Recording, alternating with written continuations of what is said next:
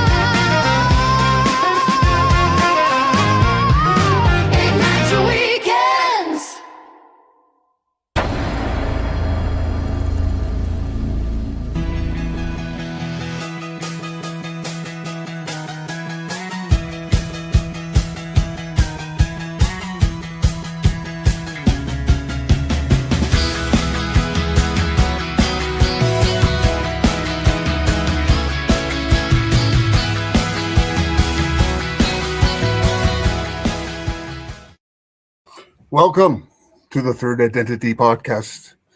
You know, the third entity is really another word for relationship. And I'm your co-host, Bruce Hendricks. You know, I got into this work 20 years ago. I was looking to help young men, and we put camps on and stuff. I realized I was just entertaining them. So I sort of segued into men's work, which it's kind of the fathers, right? And they have more of an impact on the young men. And then from there, segued into relationship because, you know, it's all connected. And I've been doing that work for, like I say, 21 years or so. And, yeah, I find it valuable and helpful to me. Over to you, Adam. Who are you? Adam Decavalis. I have been doing mostly work with men's work for like the past 10 years. Just recently started to work more with women as well, and with you on this venture of the Third Entity podcast, where we focus on the relationship. But before that, I was a ballroom dance instructor for over 20 years, and I taught men and women how to lead and follow on the dance floor. So a couple would come in, and you know, he didn't want to be there. You know, she dragged him in, and then the first thing I tell him was, well, you know, you're the leader on the dance floor. You're in control, and he kind of liked that idea. Sure. You know, but then it was still skeptical that she would allow him to lead, but she would eventually come into the idea that being taken care of on the dance floor and being led is something that she actually really loves. And so it was really cool just to watch that process and see thousands of couples over the years, you know, go through that. So it's really an analogy of relationship in a way. It is. It's interesting. Mm-hmm. So what's our topic today? Oh, okay. Well, the title of the show is "What Do Men Really Want?" And it's sex. That's what men want, right? Is it? Is it? Well, I mean, as a biological driver, we're not saying that we're just these, you know, crude, sex obsessed creatures. I mean, kind of, but it drives so much of behavior in society and everything else that it's a good topic to start with, I think. It's interesting. I heard a comedian once say to a room full of men and women, is on stage. He said, "Every man in here would have sex with 85% of the women in this room." Like, which of course, it's funny, but also probably accurate, right? Men are they say men are addicted to sex, which but then of course which leads to what is good sex to a man. I think we talked about that on previous shows. Well, before we go into that, though, let's talk about why are men sex addicts, because that sounds terrible. Like, it sounds like men are just all perverts, creepy, perverted predators. Well, I mean, it is a genetic thing. If you think about, if you think about, the existence of the human race, men. There had to be somebody out there who was looking to spread their seed, if you will, in the early days, anyway. Because if not, we wouldn't have survived as a species. So you bake that into a man's DNA for tens of thousands of years.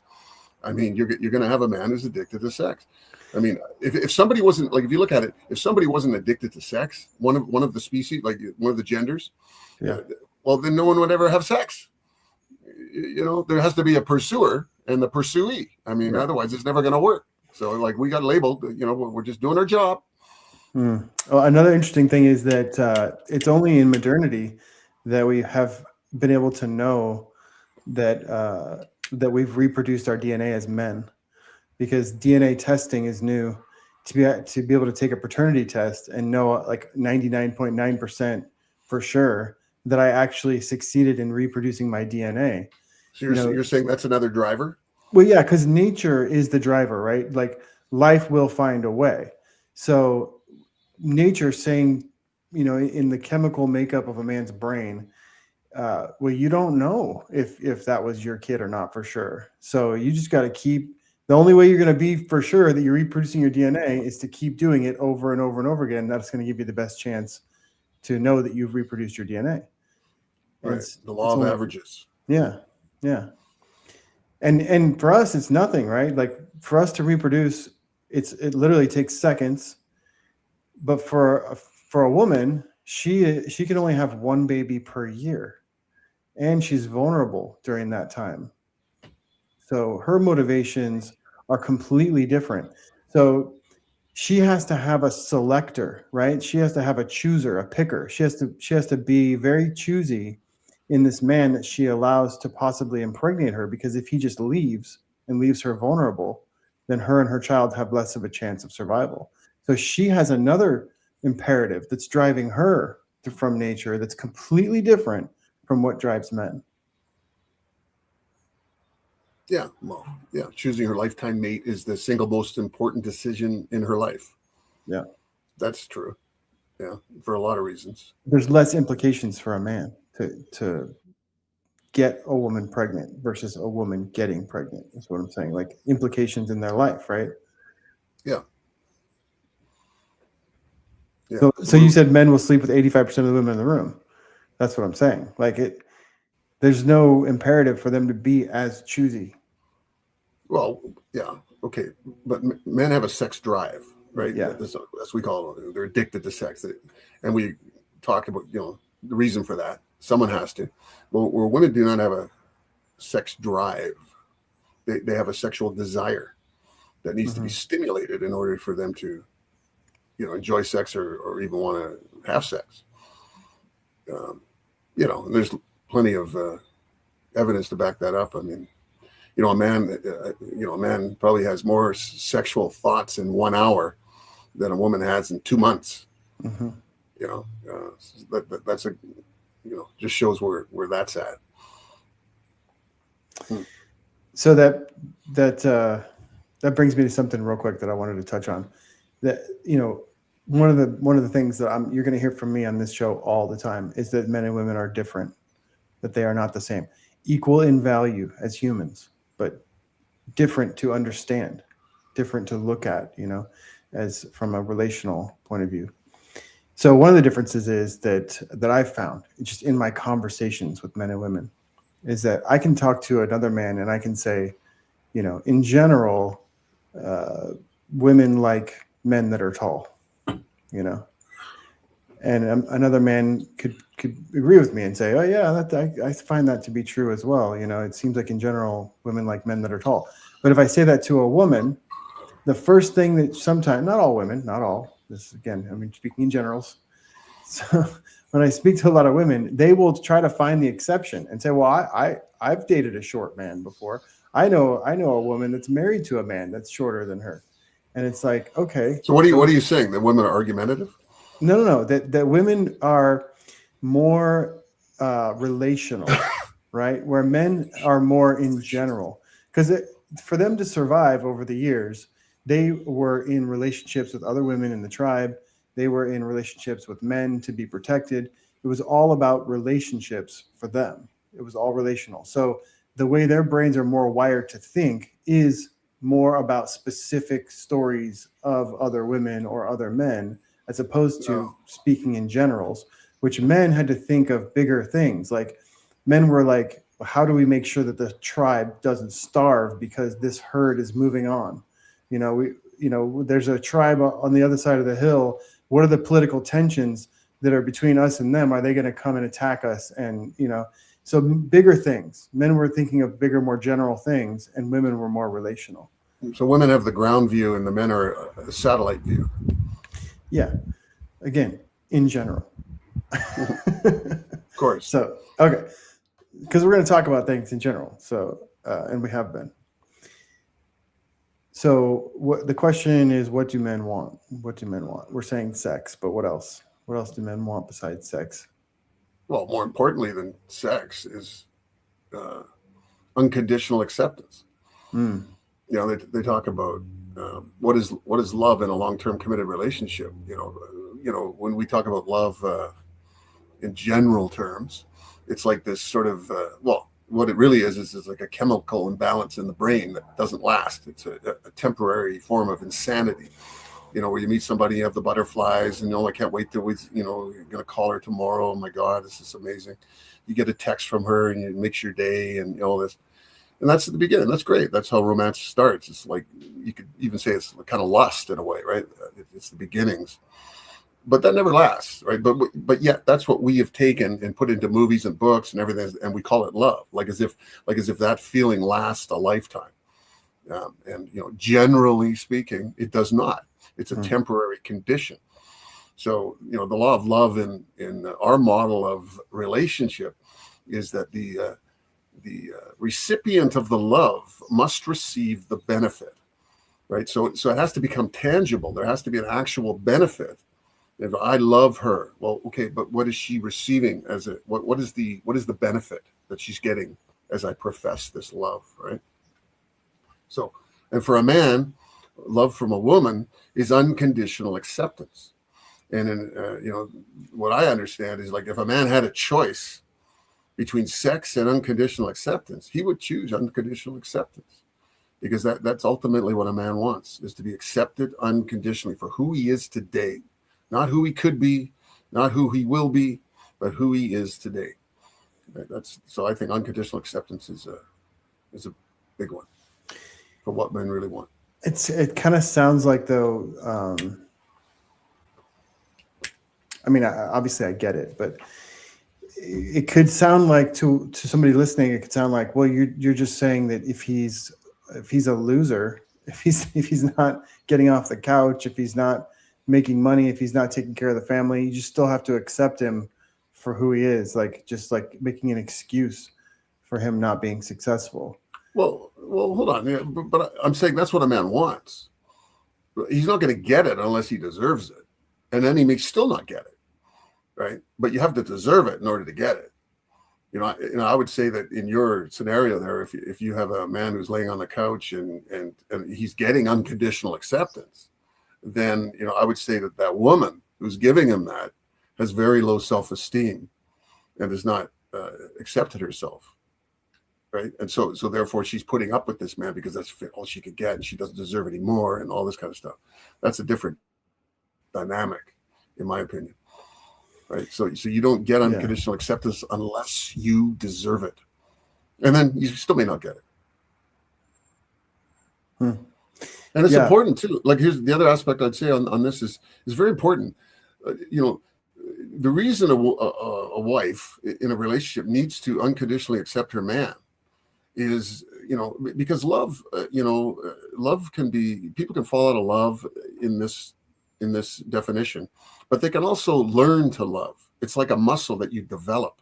And the reason it's so important in a relationship, if you have children, like you have a daughter, let's say, and you know, what are you saying to your daughter if you do not unconditionally accept her father? What are you telling her when she goes out into the world looking for men? What are you saying to her? You know, it's an important message, and it's a generational message. So it's not just some whim that, oh, men want this, so I better give it to them. No, it's generational. Everything ties into everything else. You know, and if you don't unconditionally accept your man, he won't be able to give you your benefit of love, Which is? being taken care of. Love to a woman is being taken care of. And the degree to which you're unwilling to accept him unconditionally is the degree to which he will not be able to take care of you, or he won't take care of you in that context. So for a man, you know, he has to earn his value in the world, right? So from an early young age, if he isn't producing, if he doesn't have skills, if he isn't out there being ambitious, taking risks, working hard, improving himself, learning a skill, all those things, if he isn't doing that, then he's not building value, right? And it's important that men do that from the very beginning. Am I saying that women shouldn't do that? No, I'm not saying that at all. What I'm saying, though, is that when it comes to relationships, a man looking at of the value of a woman, it isn't going to be what she can produce, what skills and talents she has, what protection she can provide. That's not where men place value in women. Women do place that value in men, right? Would you agree with that?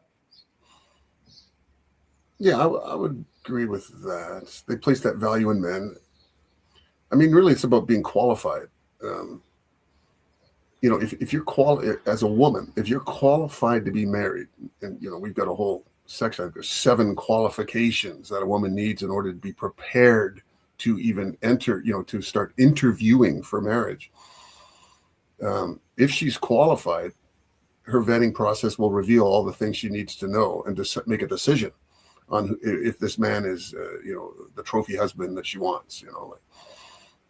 If she's fully qualified. So, and yeah, of course, I would say, you know, it's kind of, you know, you were saying speak generally, but you know, this sort of selection process is very individualistic. It's like, you know, because some things that a woman sees in a man are very attractive to her, another woman would say, ugh, you know. So it's very, you know, there is a difference there.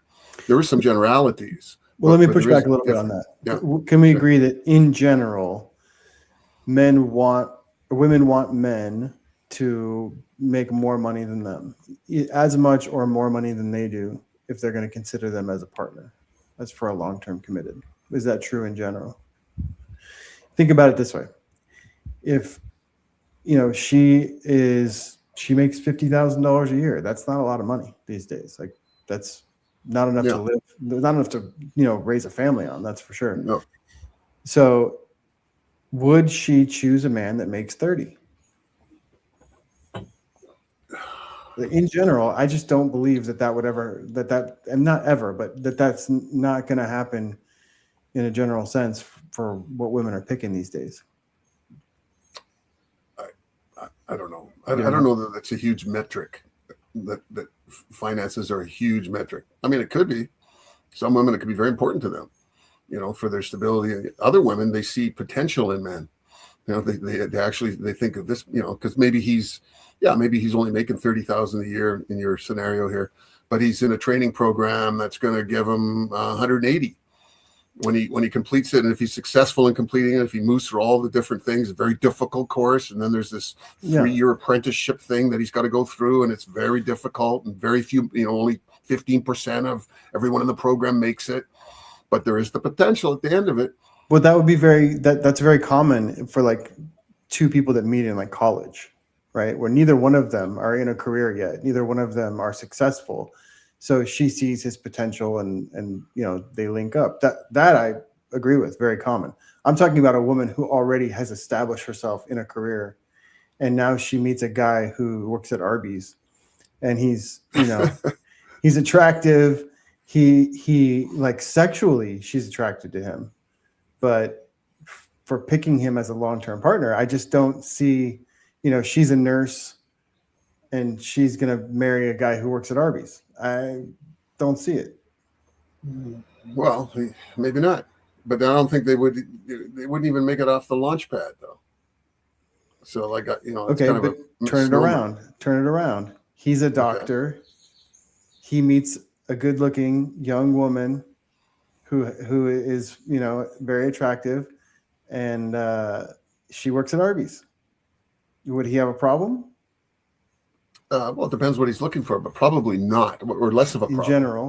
In general, he wouldn't have a problem because probably he's looking at her like, because he's a doctor, right? He's thinking, it's even more attractive to him because she'll have no problem giving up her job at Arby's to come into his home and take care of his home and take care of him and help raise their children. And if she's open to that, to have that sort of that metric, that sort of husband and wife metric, and money wouldn't factor into it because he knows he has enough money to take care of the family. Yeah. So he's not concerned with her contribution money in financially. So this is the point that I'm trying to make in general, is that when thinking about a partner for a long-term relationship, what do men value versus what do women value, right? So I think in general, women do value, because it's part of being taken care of. It's part of their security. They value a man who is making good money versus a man doesn't have that same value for a woman. It might be like a bonus. It might be like, hey, she ticks every box and she happens to, make a lot of money too. But I don't think it matters to him as much as it would matter to her in general. By the way, Brenda, can you see the chat on the screen? Yeah. So Brenda's here. Yeah. We love having Brenda on. So we'll have her on in a bit. It is this is a good time to bring up, by the way, the way that we are running this podcast is an open door policy. So if you're watching, which we have a massive audience right now of 6 people watching. If you're watching and you have something to say, you could say it in the chat, of course, and it'll be on the screen there. But you could also say, hey, I have something to actually say on the show, and we can send you a link and we could bring you on. We definitely at some point want to have this be a little bit more of a panel style where we have different opinions from people from all over. So I just wanted to put that out there. And Brenda, it's the same link that you would have had before if you want to come join us. So backstage, how do you see how many people are watching? How do you see that? In the top left corner, it says live, and then there's like an eyeball. You don't see that? No, I don't. Oh, I see top left corner. I see live, and it gives a timestamp of how long we've been on. Oh, yeah. Maybe it's different for me. It says there's 7 people watching right now. Okay. All right. Yeah. So yeah, if anybody wants to join us, just let us know. Yeah, even if they come on for like a comment or they have something to stay. They don't have to sit there and debate for half an hour, but they can come on and just say, hey, look, I just wanted to say, and espouse their point if it couldn't be given over messaging. Yeah. Especially if they want to come on and disagree with you. That's what we really want, is someone to say you're wrong.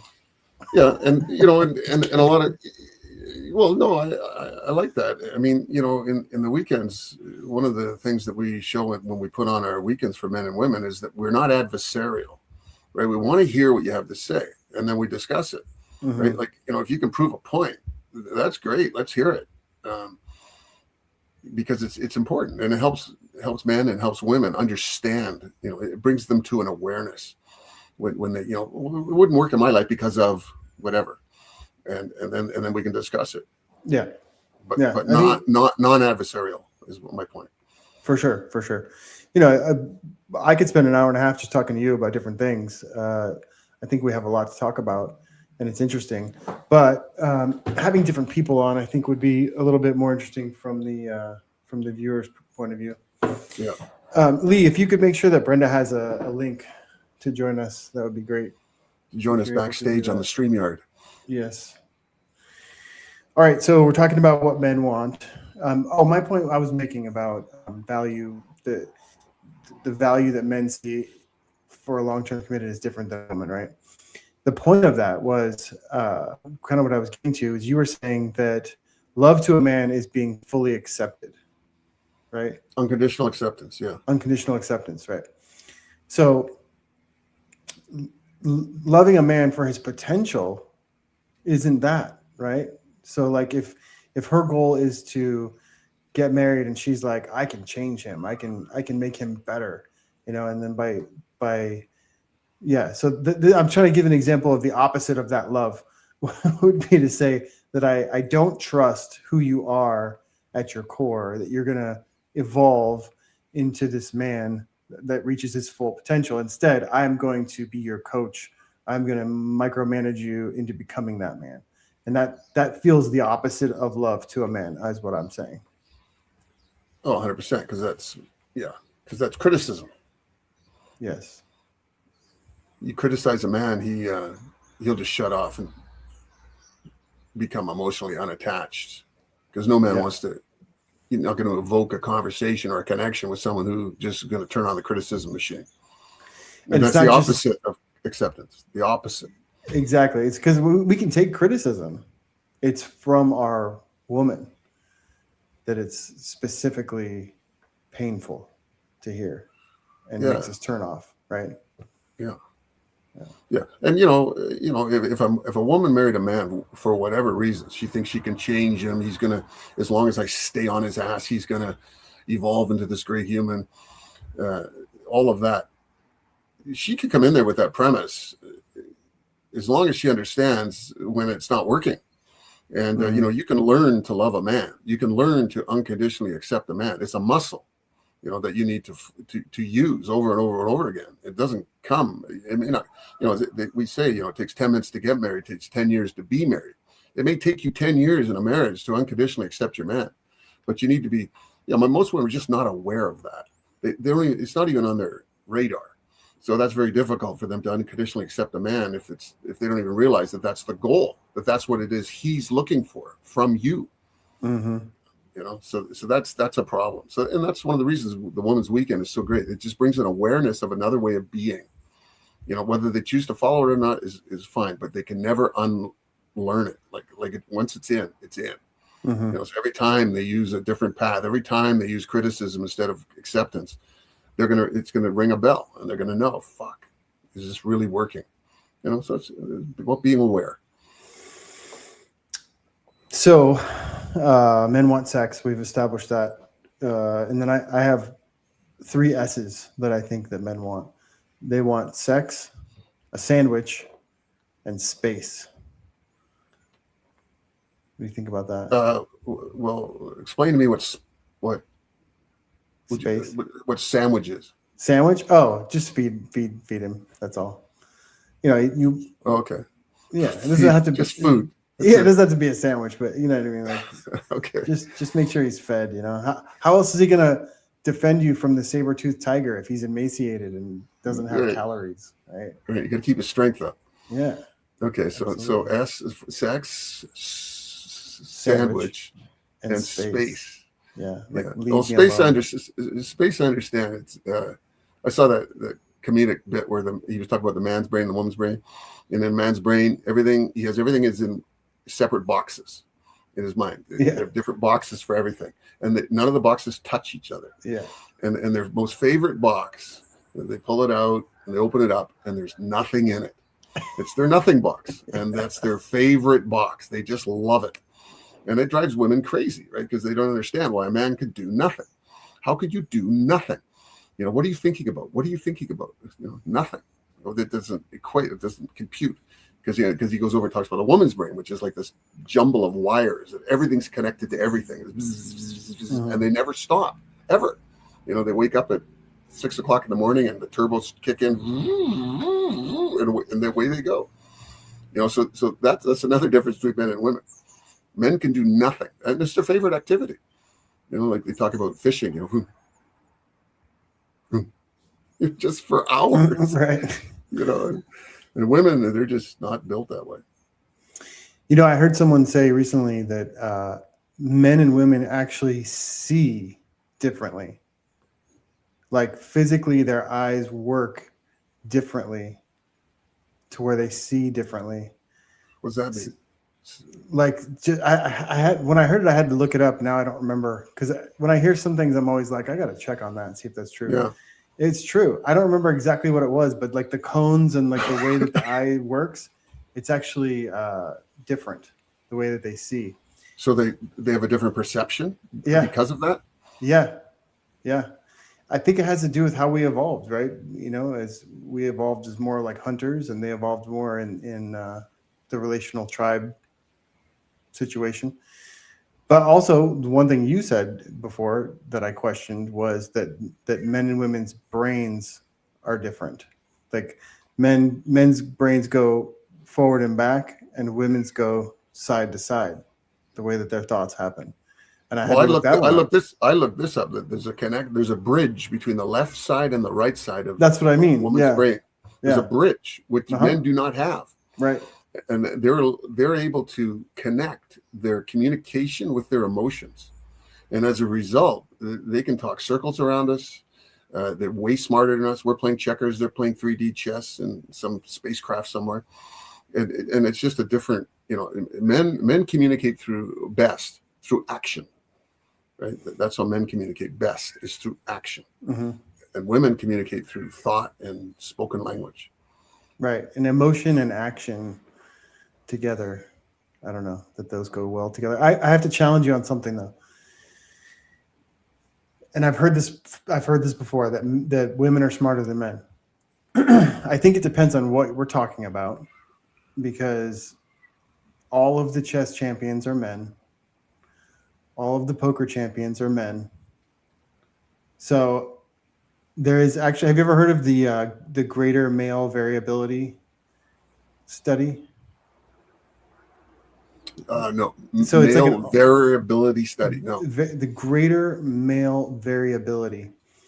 So what it means is that there is a greater variability of levels of intelligence with men than there is with women. In other words, men are the dumbest humans on the planet, and they're also the smartest humans on the planet. Yeah. Where women fall more in the middle. So consistently, they're more intelligent, like overall, but men have exceptions of really low intelligence and really high intelligence. Yeah, women are more of a constant. There are more average intelligent women than average intelligent men. Yeah. Well, as far as your example of what'd you say, poker and chess, for example, I think there's just way less women in those fields. Like it's more of a male chess, and you go to a chess club, you're going to see 90% men and 10% women, right? So that's what I see in that. But I think that's why I'm saying that, because women can't compete with men in chess. They have to have their own league. They have to have a women's league in chess for them to have a champion. You're never. It's like if you mix football with men and women. Like there was that movie about that woman chess champion that I watched. Queen's Gambit. Good. Yeah. That's a real story, isn't it? She's not a chess champion though. Well, she had some success. Yeah, but that's an example of woke Hollywood movies. So this brings us into another topic, which is the great feminization, which I definitely want to get into. But before we do that, I want to talk about sex robots. And maybe we should bring Brenda in for the sex robot conversation. Okay. Maybe she wants to talk about that. Let me see. Let's see here. Brenda, welcome. Thank you. Thank you. Thank you. Well, before we get started, real quick, who are you again? Welcome back to the show. But who are you? Again, I still am.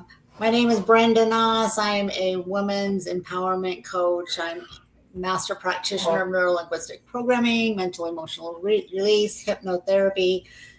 All of that just to say I have a massive amount of tools to help women self-actualize, particularly in areas of confidence,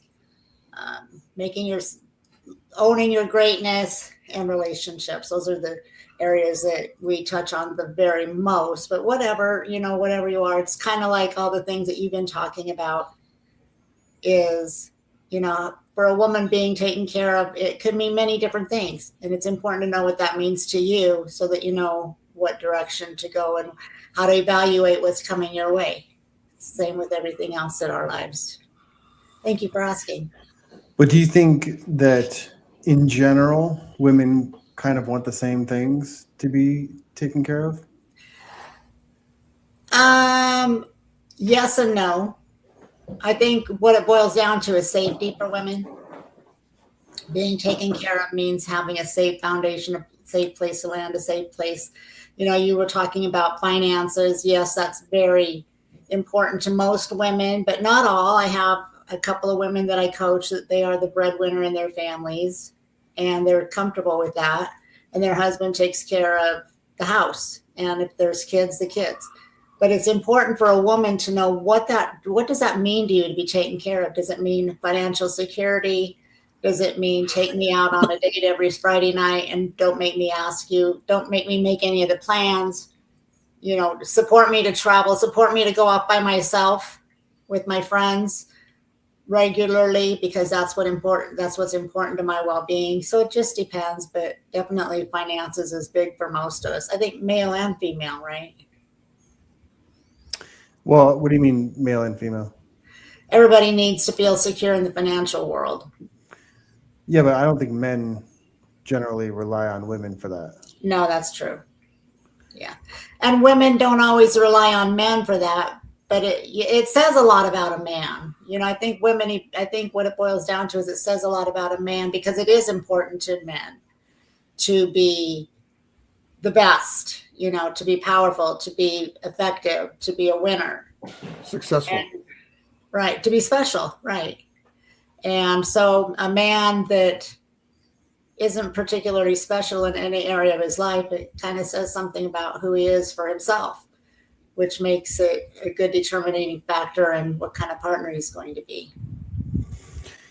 Yeah, I think that the necessity of dual incomes in families these days does more harm than good overall for the relationship. Because it used to be that not only could one income support a family, but it was the man that went out and did that generally. Not always. Right.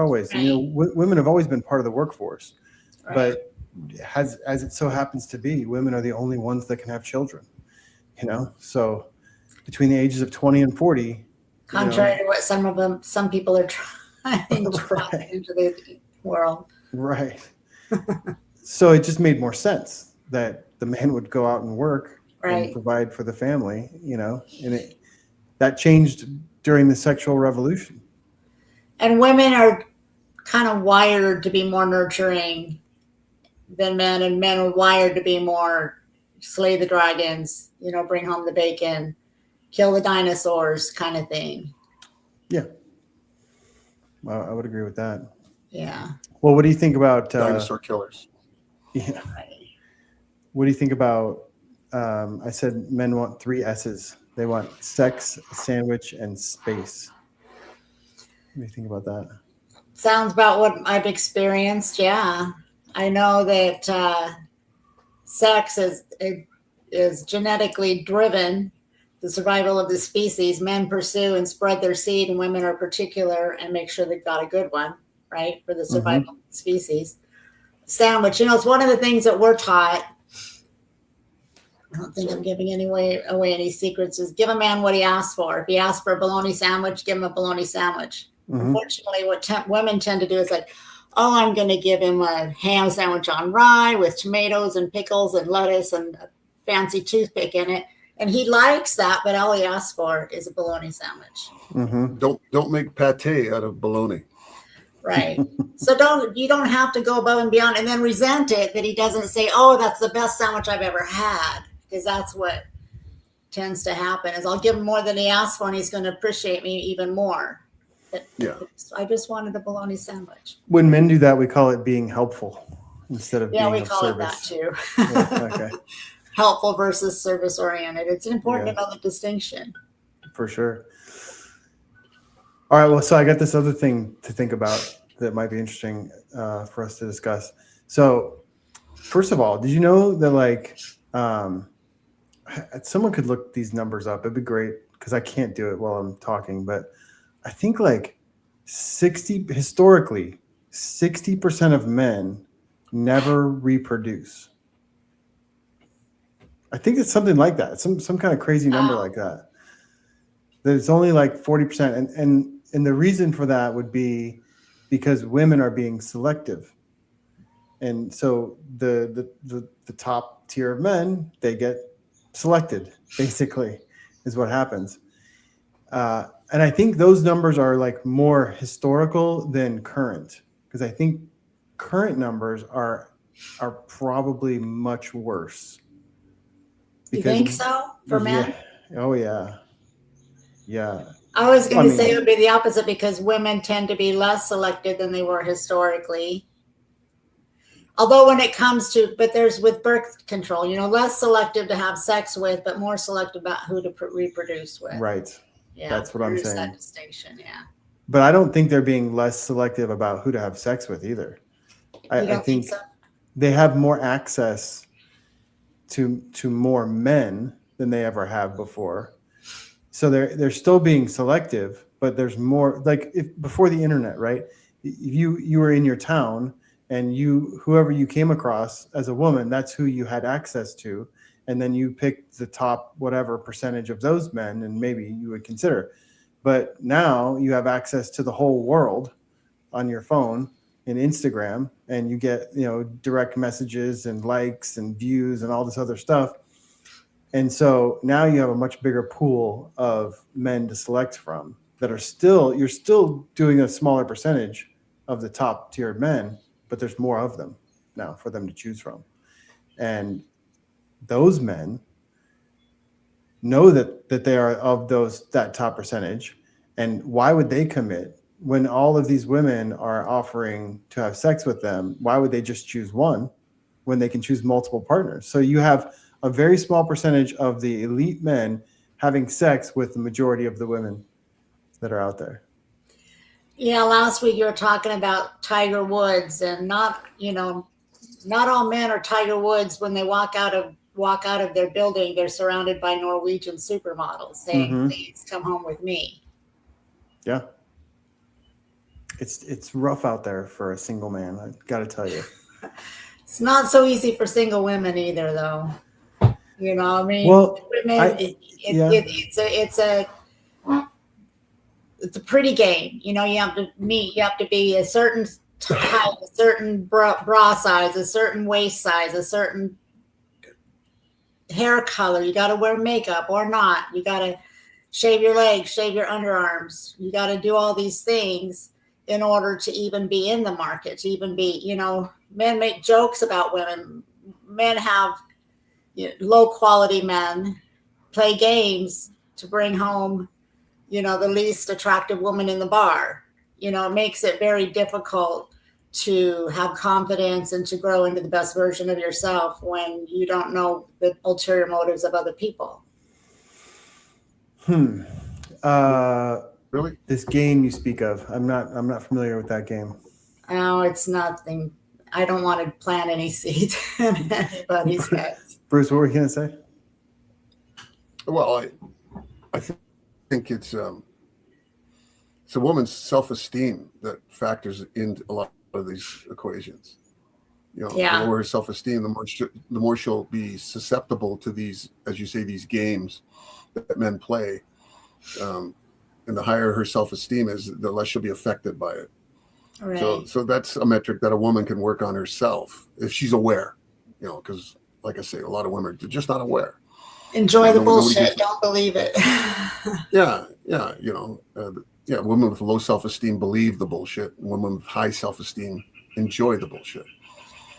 Self-esteem is a very good indicator. It's very, very, very important to develop your self-esteem, no matter who you are, no matter what demographic you fit into. I have a personal observation. I was at a nightclub. This was so many years ago, and with this beautiful couple, tall. He was in a suit, and she was tall and thin and elegant in this pantsuit that was cut down to her belly button. She was gorgeous, stunning woman.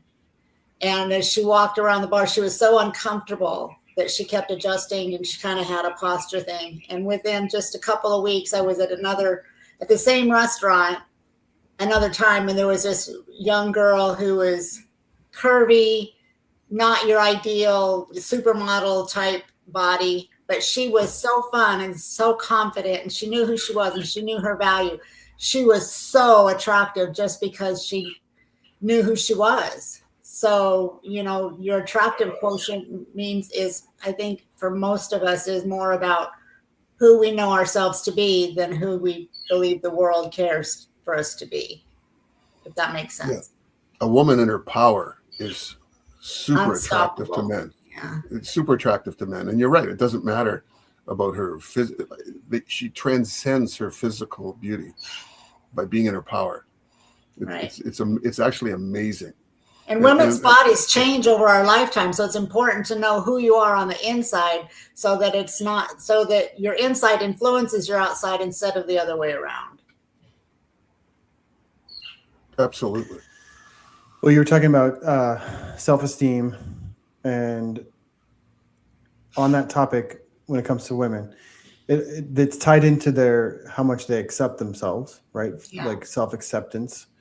And I think that part of that has been skewed because of Instagram and other things, right? So there's two ways to look at it. One is that, you know, if I'm on Instagram and I'm looking at that there's only beautiful women, that's who gets the attention, is the perfect.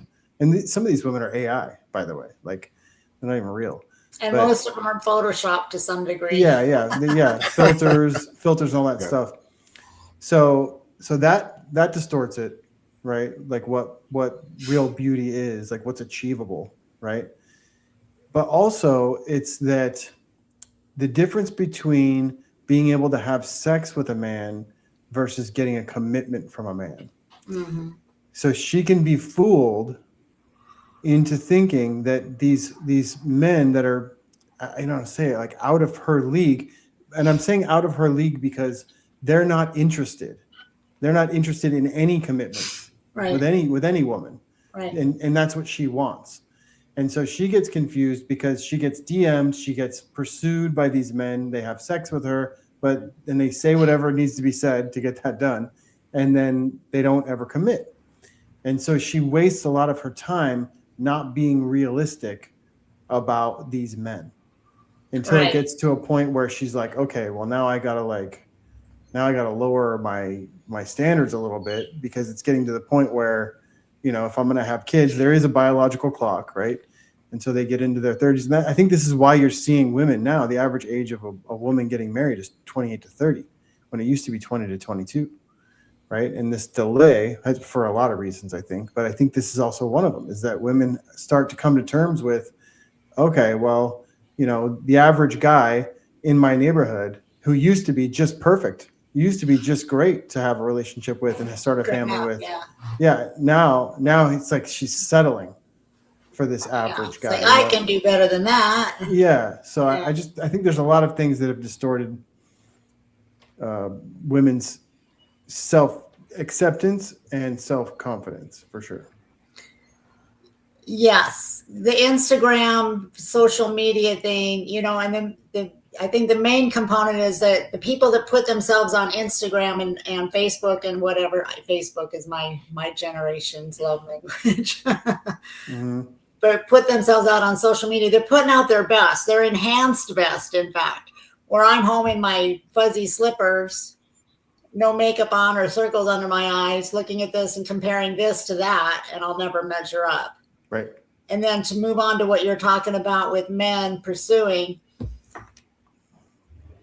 you know, rejection hurts. I don't care if you're a man, you're a woman, if you're a player, rejection isn't fun. Mm-hmm. And so men learn at a very early age from each other, from society, from parents, from brothers, to say whatever it takes to propagate the species. In other words, to get in bed with a woman, right? But women who haven't been taught this believe all the bullshit. And then when his true intentions come out and he got what he wanted and he's ready for the next conquest and moves on, then she starts to think, well, there must be something wrong with me. And then you pile those on and pile those on and pile those on, and then suddenly she doesn't feel desirable at all. And oftentimes she'll just leave the game. And I really strongly believe that the sexual revolution, so-called, played a factor in that, because women were the guardians of their value. They were the guardians of their promiscuity, right? It was up to them, and something told them in society, give it away. Just give it away. Free love, free sex. Yeah. And then devalues it for everybody. Right. Yeah, I would say from the man's point of view, you talked about the average man in the neighborhood who is no longer good enough. You mentioned because of social media, because of this higher expectation that women have that they didn't have before. And I think a lot of that comes down to that the average man has no forum in which to show his excellence. You know, many men, average men, so-called, have great attributes in different aspects of their life that make them attractive, but there's no place for them to show that anymore, or very few. Before the internet, that's all you had. You know, you'd have 7 couples at a church group, and they would naturally sort of pair off with each other. You know, they would just sort of pair off. I remember when I was younger, having 4 or 5 friends, we'd go meet 4 or 5 girls and start hanging out, and eventually everyone would pair up. You know, for the men, it was almost like hierarchy. The woman was the leader of the group, and she'd be the leader of her feminine group. So they would pair up, and then the rest would pair up below them. It's very interesting, and based on whatever. But every man has quality, but it just can't be seen all the time because there's no place for it to be seen, and that's a problem. And conversely, too, you know, we all have flaws, and sometimes those aren't apparent until you're pretty far in too. So I think what you're saying, Bruce, is correct in that it's nice to meet our potential partners in the wild, because you do get to have an experience who they are. You know, friends that turn into lovers is a really beautiful thing, because you already know the stuff that they wouldn't necessarily show you if you were just a potential, not just, but if you were a potential love partner. They wouldn't want you to know these things about them. But if you're a friend, a buddy in the group, it's like, yeah, this is me. That's different though than being in the friend zone, because once you're in the friend zone, it's pretty tough to get out. I'll tell you that. All right, so I want to bring this up. We were talking about it right before you got on. So I said maybe 60% of men don't reproduce. I don't know. I'm kind of making that number up, but it's a large number of men that do not reproduce, right? And I think it's getting worse. So now we introduce sex robots. What is that going to do? Are men just going to give up? Are men just going to be like, you know, like, imagine. Because right now, you know, actually, before we do that, I forgot I have a little video to play. Let's watch. I have a comment on Q too. You have a comment on what? On Q, ready for you. On Q? Ready to go. She's got it ready to go. Well, your comment might be more ready than my video that I want to share. Well, while So you're maybe- pulling it up, my comment is women have had sex robots for many years and they still want men. Yeah, but when we make a sex I don't know. robot, we make the whole thing. You know, Is she going to make you a sandwich? maybe. She'll give you space because you'll put her in the closet. But this is just a testament to how much we respect women and how much beauty we find in the whole package. When we make a sex robot, we make the hair, the eyebrows, everything. Not just one. Okay. Anyway. Not just one body part. Right. Can you imagine? No. Okay. I've seen pictures. All right. Check this out. Let me see. Make sure. Assignment Can we hear that? I've ever had. Yeah. Hi. Hi. How are you? This is long. Hi. I'm Katie. In this nondescript building, I have an appointment with Harmony, the world's first sex robot who, without her wig, bears a striking resemblance to the robot in Ex Machina. I am already taking over the world, one bedroom at a time. She'll be available later this year for about $20,000. I think she's sleeping. Oh. Hi. Hi, baby. 10 minutes without you seems like an eternity. Well, thank you. I've missed you too. Robotic heads like Harmony's will come attached to these highly customizable bodies. I think we get it, right? I don't know if we need to watch 7 minutes of this, but She even has an accent. right. She's even like initiating.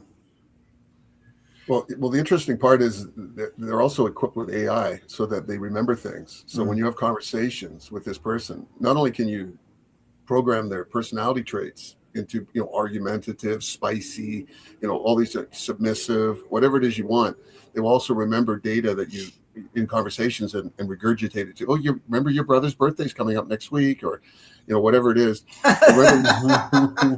Like just on and on. Like it just goes on and on. And not only that, but I'm just trying to point out that this is the first model. They've got AI. They're making a man's version as well, which is not ready yet. But given that this is the prototype, given this is the prototype, they're going to get better and better and better. Like you could see it, right? Like it'll be a thing that you can do, right? And so the question is, will it? When I saw this, it immediately made me think of this. We talked about this, I believe, last time, was about the average guy again is not in the top 10%. Like he's not over, he's not 6 feet tall and he's not good looking, so he's the average guy, and it takes him 1,000 likes on dating apps, out of which he'll get 5 coffee dates, so 4 of which will ghost him. I mean, it's exhaustive, and all of a sudden he's given this alternative. Of buying a sex robot who will not argue with you unless you want her to, who will be the woman that you want her to be, unless whatever you want, you can program her. And the question is, will that become an actual replacement for women? That's my question. Do you want a predictable world? Do you want a predictable partner in your life? I mean, if you can tell her what to do. You could program her to be unpredictable. That's the point. Well, it's AI. It's also the point of like nature, because you take a young man who grows up in the environment of sex robots being an option. He goes out there and he shoots his shot one time with a woman, and she says, "Fuck you," and rejects him. And he's like, "That's it. Never again. Sex robots. That's all I got. That's my whole life now." It's possible that can happen. That men Is that just going to go be with it. I have a hard time believing that that's going to be sustainable. There might be a generation of that, but I have a hard time believing that would be sustainable. Well, it only takes one generation not to produce the next one. Well, you still got the beautiful people, right? I don't think the beautiful people can maintain the infrastructure alone. Well, we could probably do with a few 100,000 less people in the world anyway. So, one thing that you said that I want to point out is you've got the beautiful people partnering with the beautiful people, or not always, but everybody. I think there's somebody for everybody. The average person, there's plenty of average people of the opposite sex that are looking for you. People of even less than average, there's still people out there who's compatible. People who it's just your expectations. So And the other thing, I hope that you're right. I hope so too. But I couple this frustration with online dating, and and maybe that's not even a real thing. Like maybe it takes 1,000 swipes to do this and that, all that, but then maybe there's that's just one aspect of his romantic pursuits. The average man, he also goes to other places and other forums where he can meet women in real life and that. So that's a hope. But he's a go-getter. If he's a go-getter, and then you factor that in. So his frustration online with this robotic alternative, and then you have all these influencers that if you and as you know, like if you're into a certain thing, your algorithm fills with those things, right? Your feed fills with those types of things. And these rabbit holes, these men are taking, they take the spectrum of a relationship and they're truthful for the most part, but they add in these misnomers that are not accurate. But they change the whole narrative into a beware of women to men, right? But there's this whole thing of beware of men. So you factor that in. I'm just saying there's a whole movement designed to frustrate men and pushing them to alternatives like sex robots. And if they get really good, I'm just saying, Bruce is gonna. I was explaining this to my wife. I was trying to point out to her this theory, and she says to me, "You sound like you want one." It's like, Marno, I swear, it's just for the good of the society. Well, I'm just willing to sacrifice myself. I'm gonna have to order one for research purposes, right? You gotta be able to talk about it, Honey, you can watch. Oh my God! That'll bring some spice into the bedroom. All right. Well, yeah. We'll see. We'll see how the sex robots, how they have an impact. I think they're gonna go down in price. They're at 20,000 as of that video. That video didn't look recent, by the way. I think that's an old Just video. watch the movie Companion, what Lee says. Is that the one where has an AI girlfriend? Oh, Lee says that. Yeah. Oh, I don't know that movie. All right. I wanted to shift to a different topic today. There is a video by Helen, I think it's Helen Andrews or Anderson. She talks about the great feminization. Have either of you heard of that before? The great feminization? The topic, but not necessarily the book. I don't know if it's a book. It might be. She probably wrote a book, but I've heard her being interviewed. I've heard her give speeches about it. It's basically like an era, like the Great Depression, right? Mm-hmm. The Great Feminization. So here's the great feminization. Yeah, but the Great Feminization. So is it like it was sort of introduced to help empower women, but instead it's actually hurt them?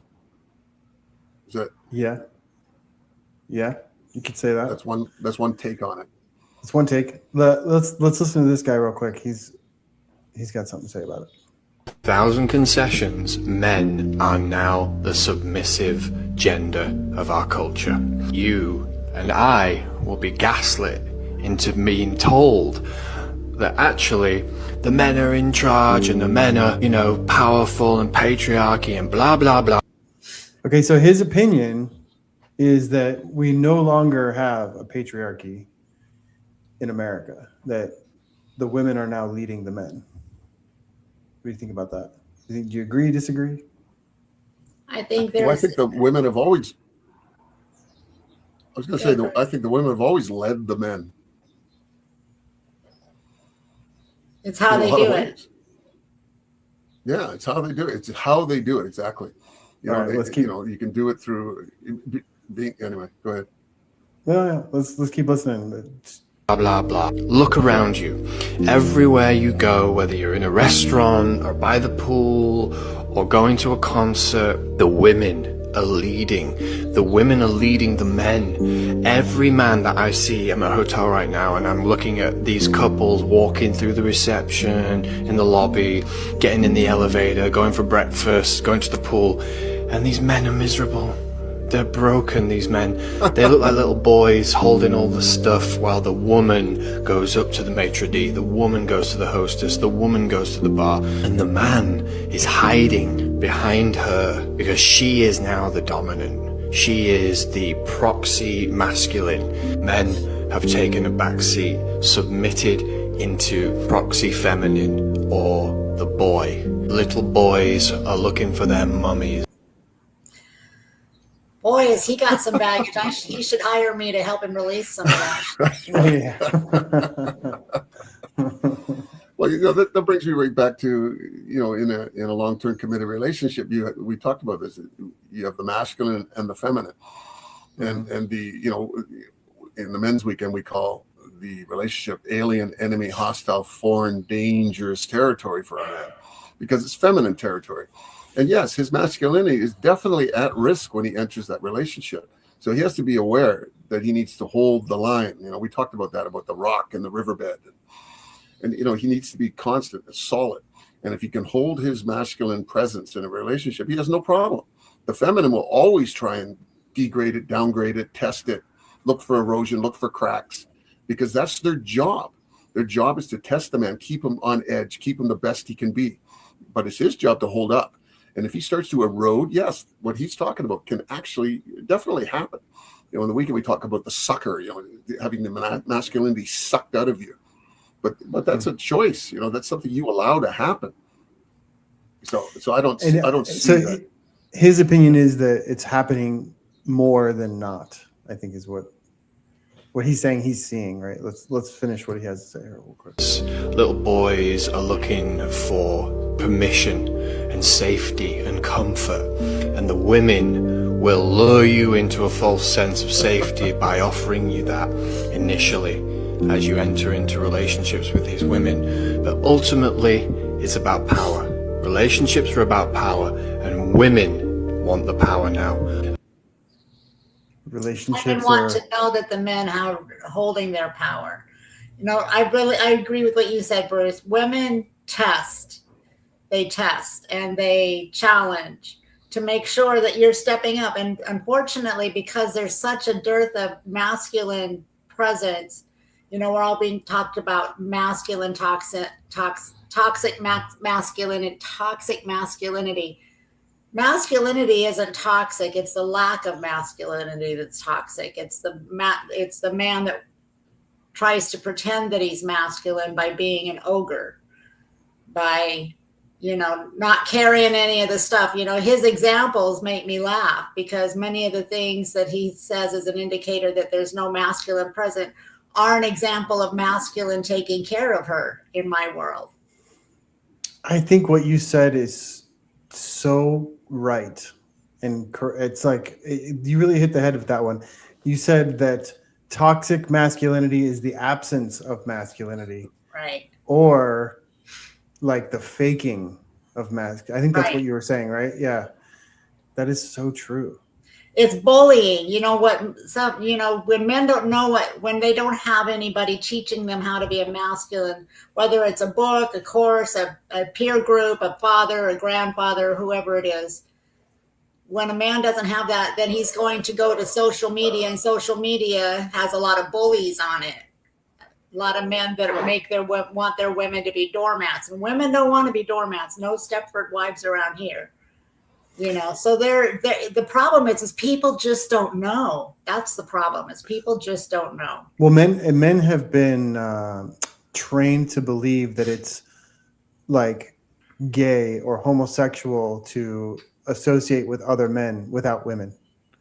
So I have a men's team. Like we get together every Tuesday night for 3 hours, and it's for that reason, because we want to hold each other accountable. We want to, be the best men that we can be for other younger men and all that kind of stuff, right? So men have traditionally always gotten together to pass down this knowledge and keep each other in check.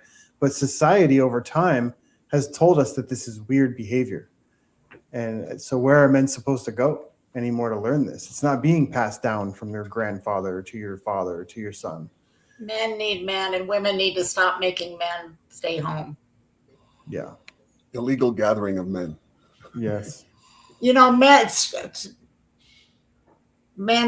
what do they say? Steel sharpens steel. You know, Yeah. when you have a good set of men, and men, I can go on my soapbox if you're ready for that. But, you know, in this culture of rape and assault and that toxic masculine posing, it's the man that needs to stop that. The good men need to put a stop to that, not the women, not society. Yeah. Good men need to say that's unacceptable behavior, dude. Knock it off. That's right. That's true. Men need to police men. That is very true. Men can only police men. Men can only be policed by other men. Right. Right. That's true. All right, let's finish this video. I keep trying, but he keeps saying things to make me want to stop. And where feminists and modern women have made a massive mistake is that they already had. He said right before I stopped it before, he said relationships are about power, and men have always had the power. I think what he's saying when he says power, it's what we say when we say energy, masculine energy and feminine energy, right? So yes, relationships are about power, and it's about the balance of those two energies.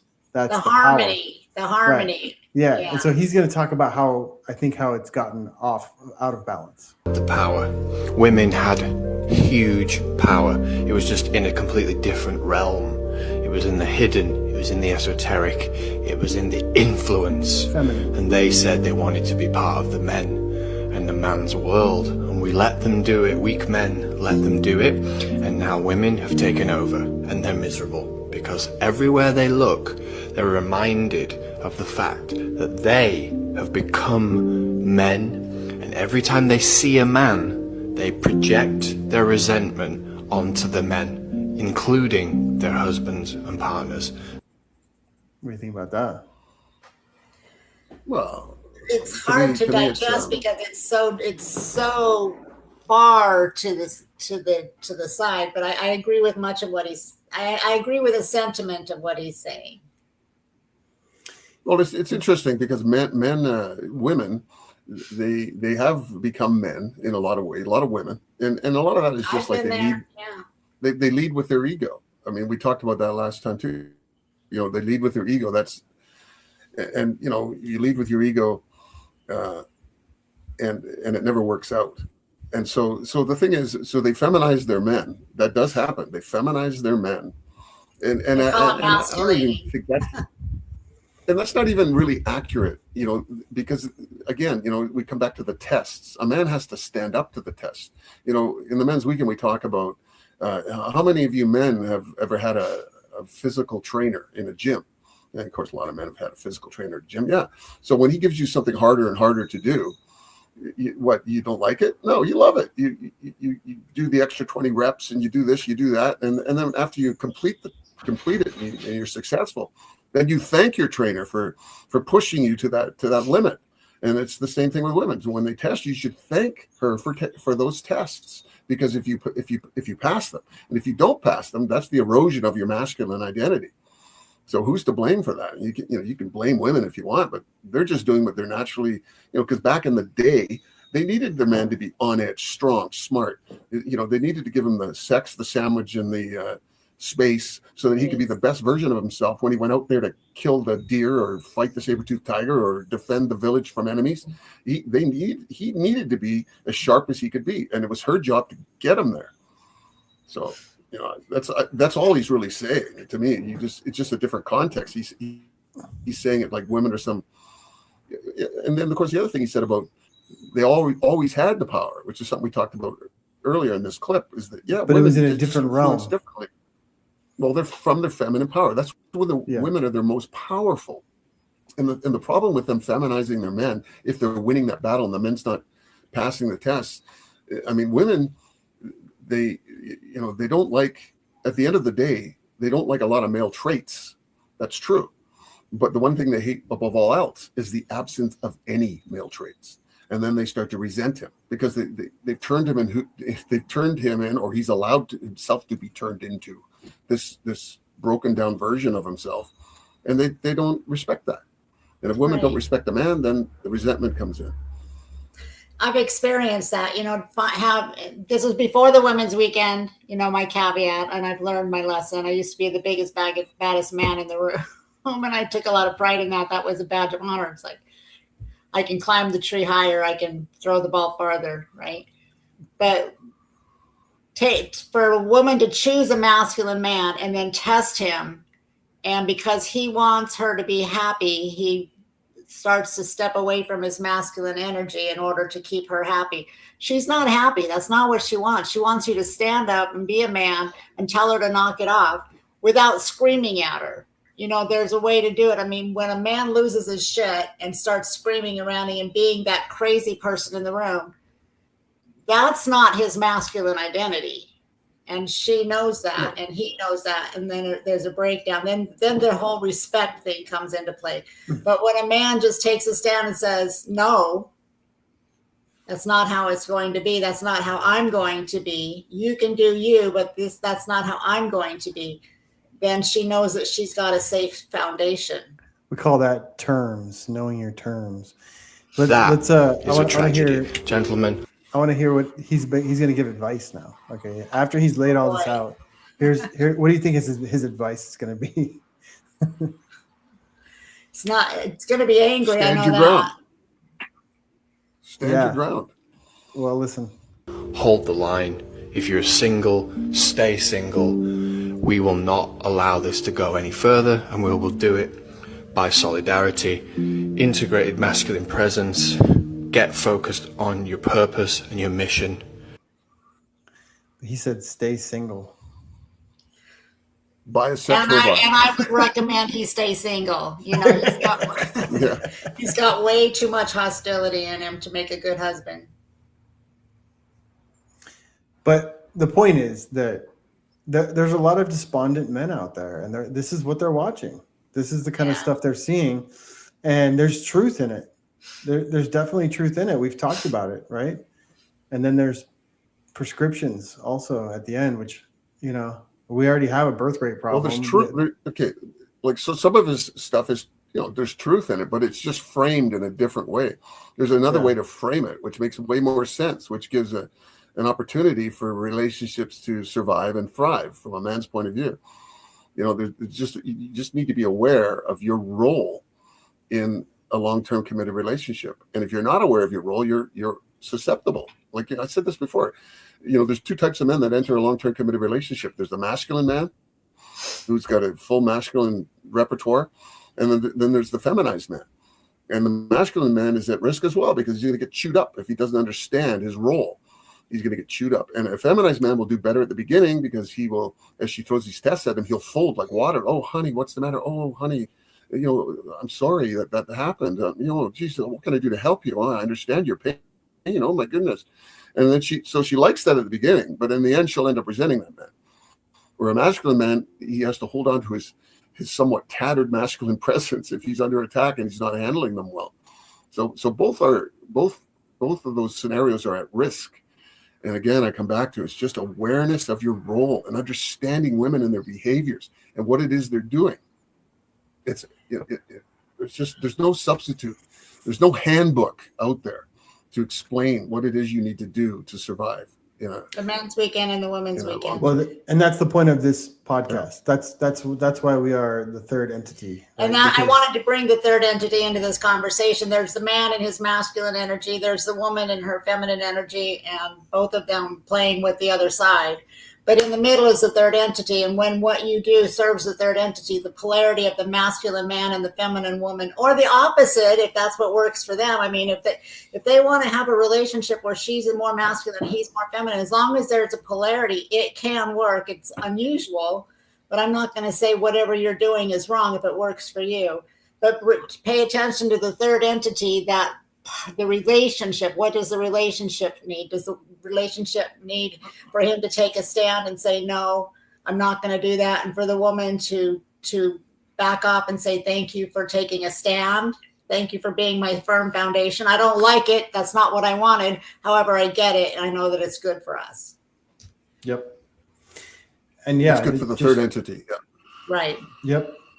And so as a podcast, the Third Entity podcast, we are digesting a lot of this information that's out there in the podcast so that we can talk about it and talk about, well, these are some things that maybe, like Bruce just broke it down. Like, here's some things that are true about it, but here's a different way to look at it. That is, it's the whole view. It's not, I like to say, a term that's out there is black pilled.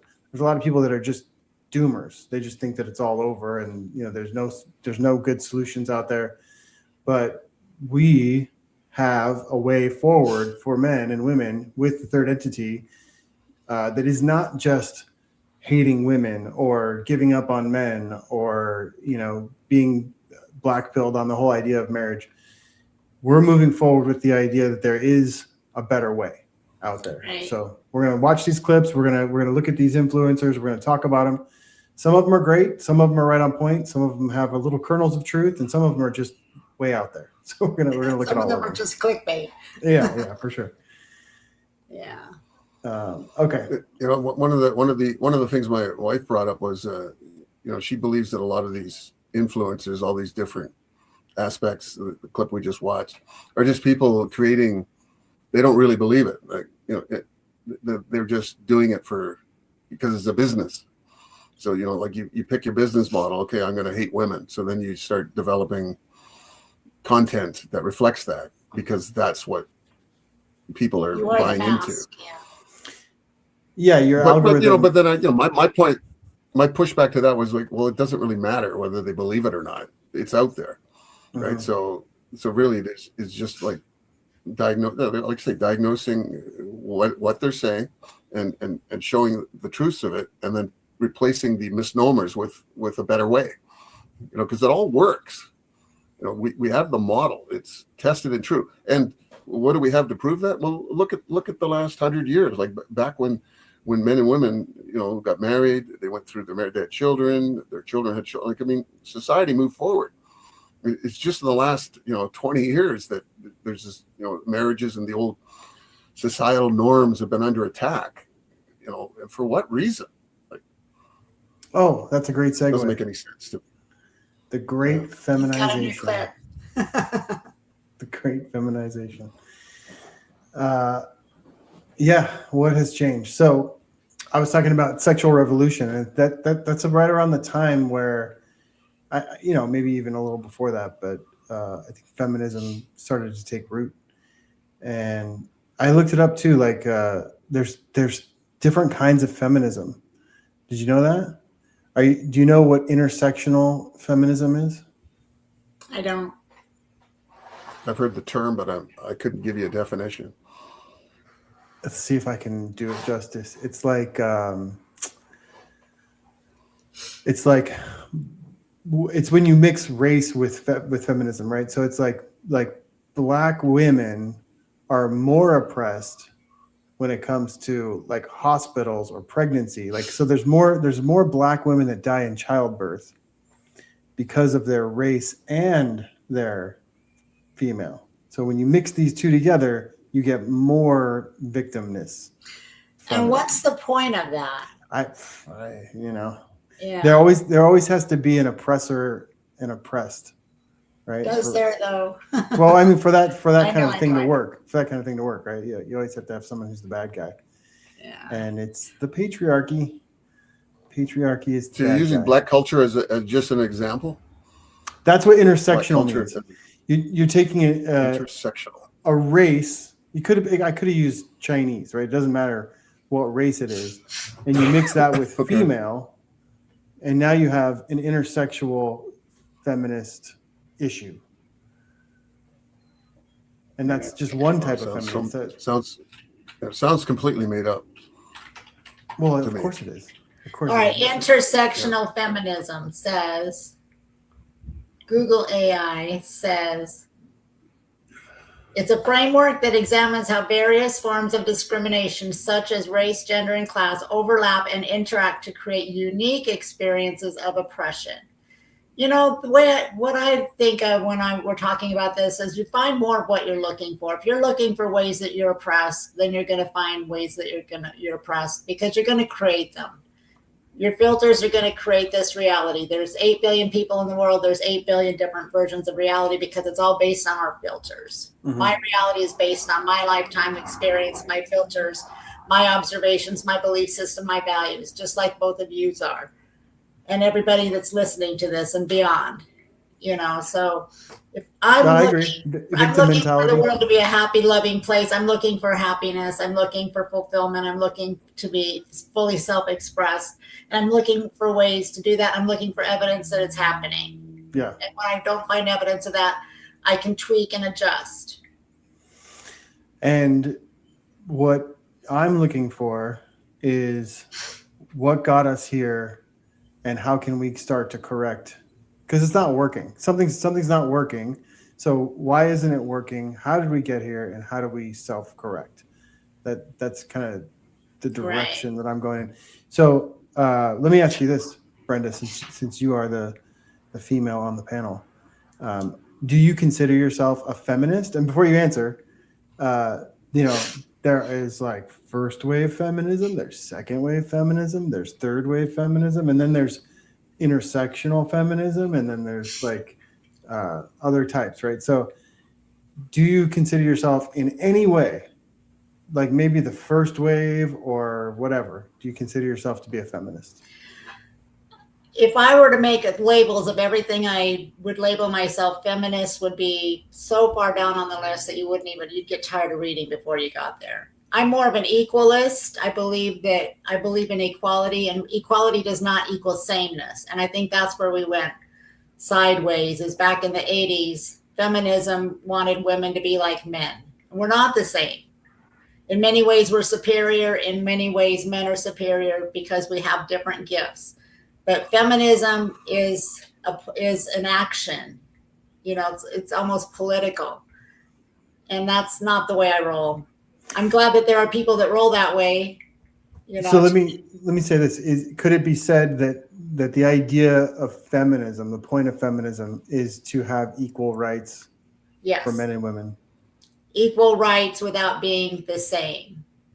Yeah. Well, I mean, you can't pass laws that make men and women the same, right? But you can apply the laws equally to people. And they should be applied equally. Yes. Right. And are they? Well, I have to ask Bruce. Are you a feminist, Bruce? Because I got to be fair, and ask everybody the same question. Not even sure what it means. To be honest with you. Hey, Brenda, since you're Googling, can you Google the definition of feminism so we can maybe? Because from what I understand it to be, is equal rights for men and women. I actually looked it up the other way because I was curious.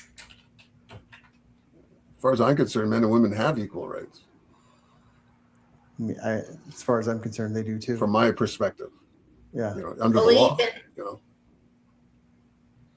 Belief in social, economic, and political equality of the sexes. Although largely originating in the West, feminism is manifested worldwide and is represented by various institutions committed to activity on behalf of women's rights and interests. Following that definition, yes, I'm a feminist. So you believe in economic equality between the sexes? If a woman is doing the same job with the same effectiveness as a man, she should get the same paycheck. By law. Yeah. Well, I don't know. I'm not a person that turns to the law. I'm more, I think there's too much law in our world. We're too much government in our world. Well, if we what's right is right. I mean, what we're talking about is what's right is right, right? Sure. And that's why I said when it enters the political arena, I get less involved. I heard a comedian say, hey, the reason we get $1 more an hour is because if we're on the Titanic and it's going down, it's the women and children get to go in the boat. I got to stay on the main deck with the cello guy, playing the symphony. It's a thing go down, right? So if you want the extra $1 an hour, well, God damn it, take a seat on the main deck and pick up a cello. Bill Burr, wasn't it? Well, another way to look at it, if you want to just use a thought experiment, would be that if some people believe there's a wage gap today. I don't believe that there is. I think it's a total myth. But at some point, there may have been a wage gap, right? There was probably a point where women just got paid less than men, right, for the same job. Let's just assume that that was the case. Wouldn't you have a lot of companies that are just like, we're just going to hire a bunch of women and pay them a quarter an hour and just have our company be 10,000 times more profitable? Wouldn't that have been a capitalist eventuality if that was the case, if women were getting paid less? Except at the same time, they think men are superior, preferable. Wait, I'm not sure I understand that. They want to have men working for the company more. You know, No, women are so emotional. Women are unreliable. Women are, you know, fill in the blanks of all the labels that we've experienced over the years. Women get labeled as much as men do, just differently. Hold on a second, though. So men are more capable. Is that what you're saying? That would be the premise? The perception, replace all the men. So we're not going to save 30% on our wage group by hiring all women because men are more capable and our company won't run as efficiently.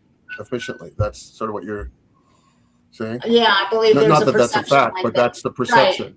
Right. Yeah. Right. It's like looking. I have 40 years in law firms. You've got a partner that's been in the law firm for 40 years, and he charges $800 an hour, and then you've got a associate that charges $400 an hour. So you want the associate because his price is different, but the partner's going to get it done in 30 minutes. The associate's going to take 3 days.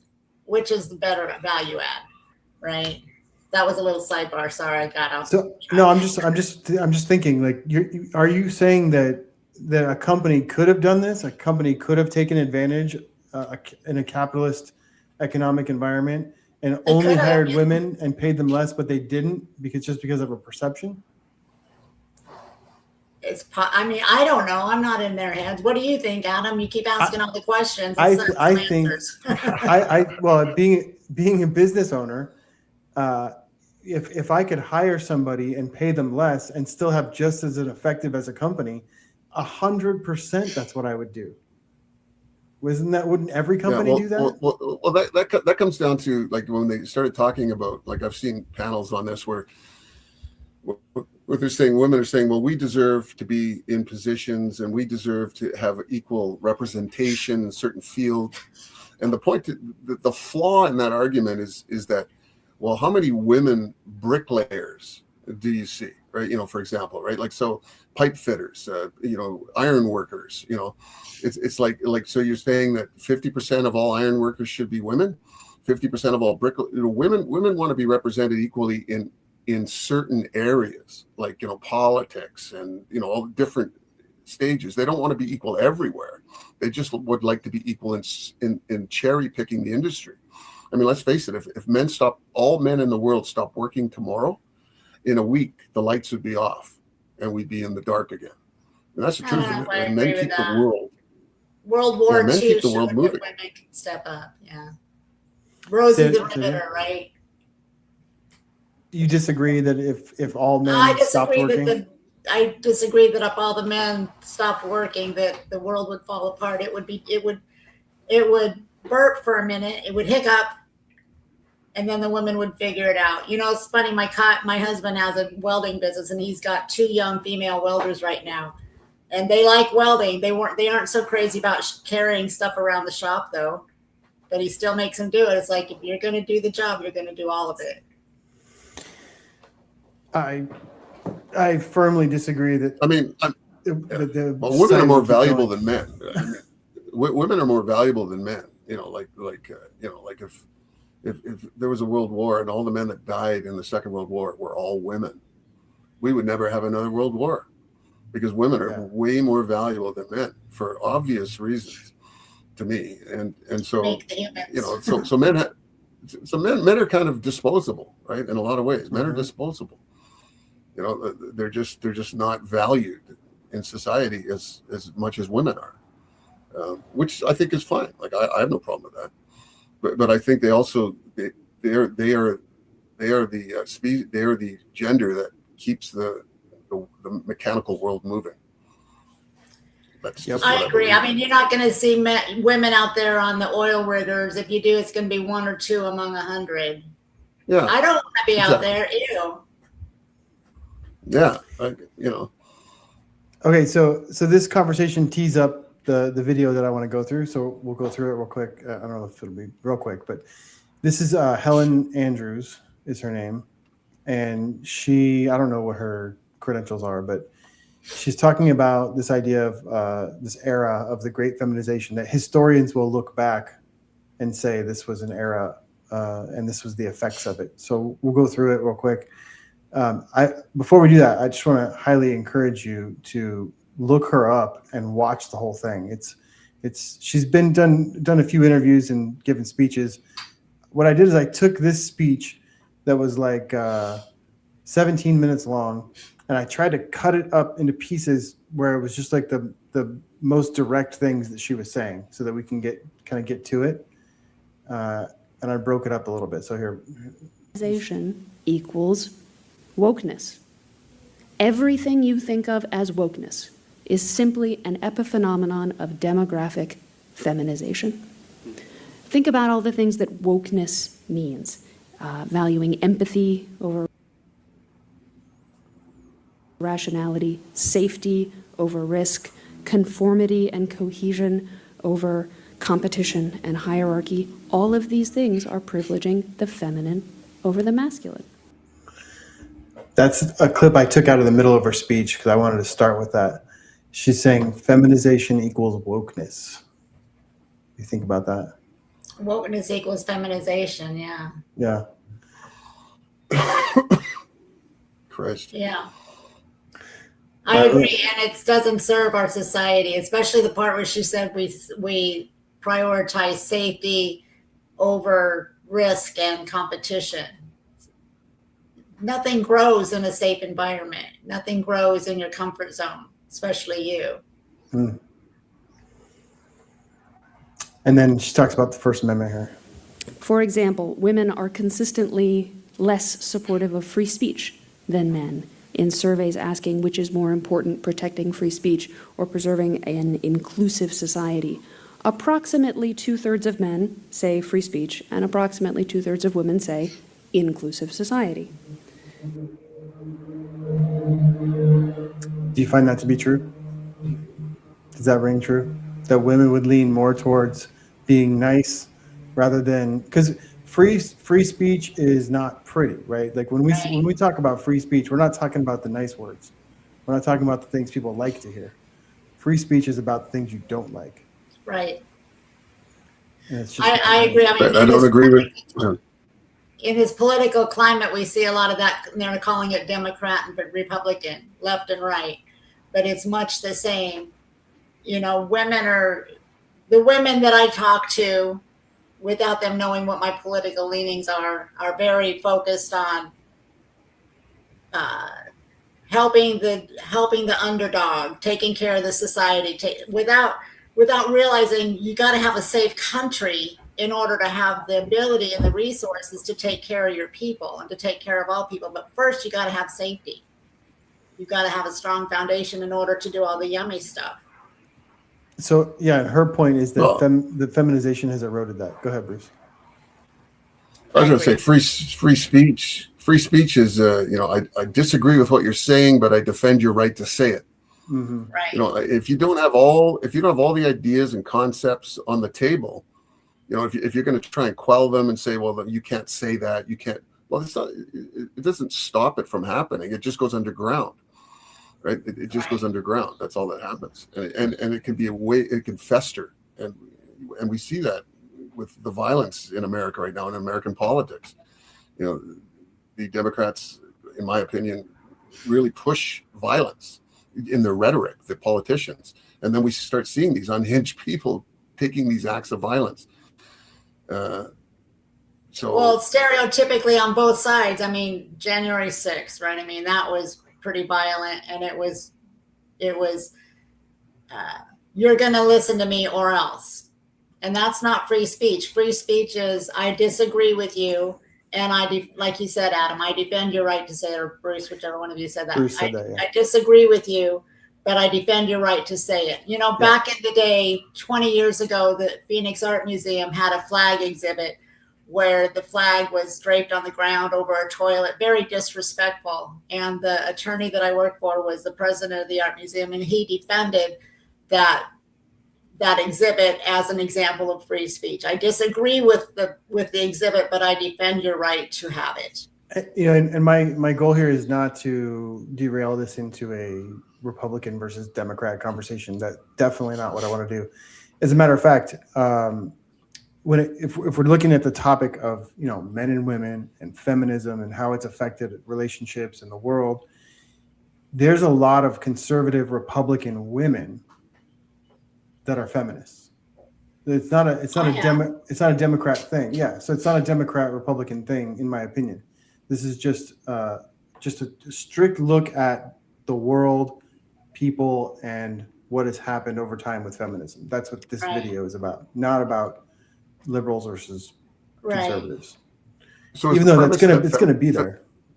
Thanks for keeping me on track. No, not just feminism equals wokeness.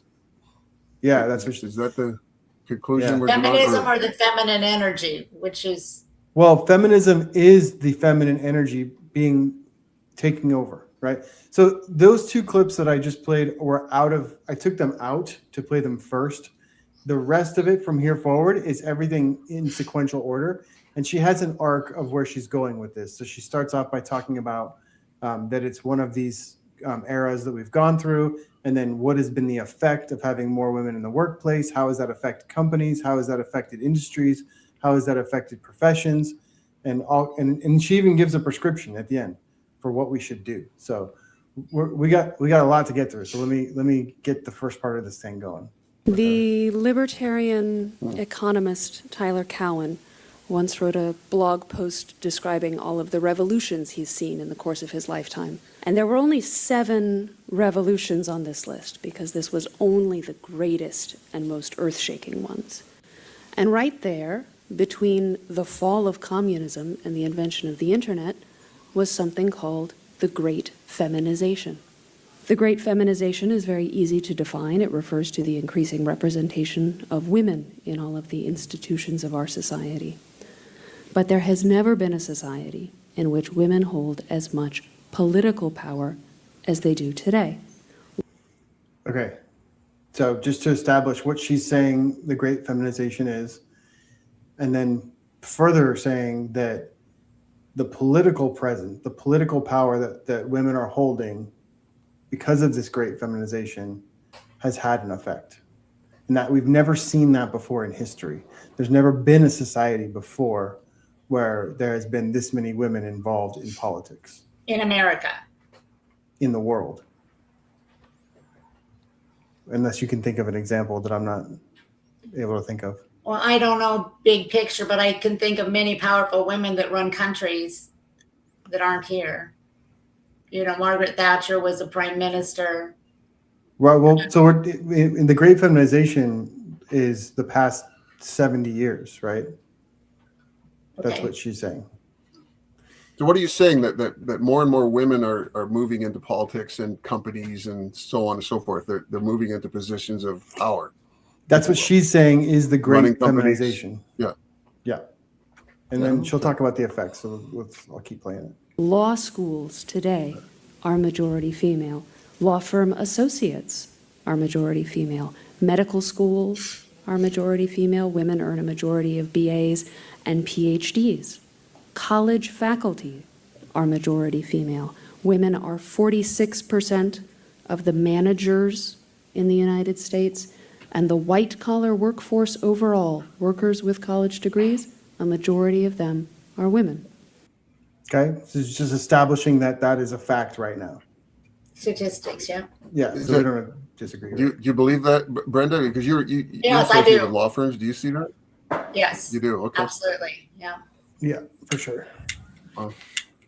And so this, she's again, notice she's not passing judgment right now. She's not Statistics, saying, yeah. Right. She's saying this is the landscape of what it is right now.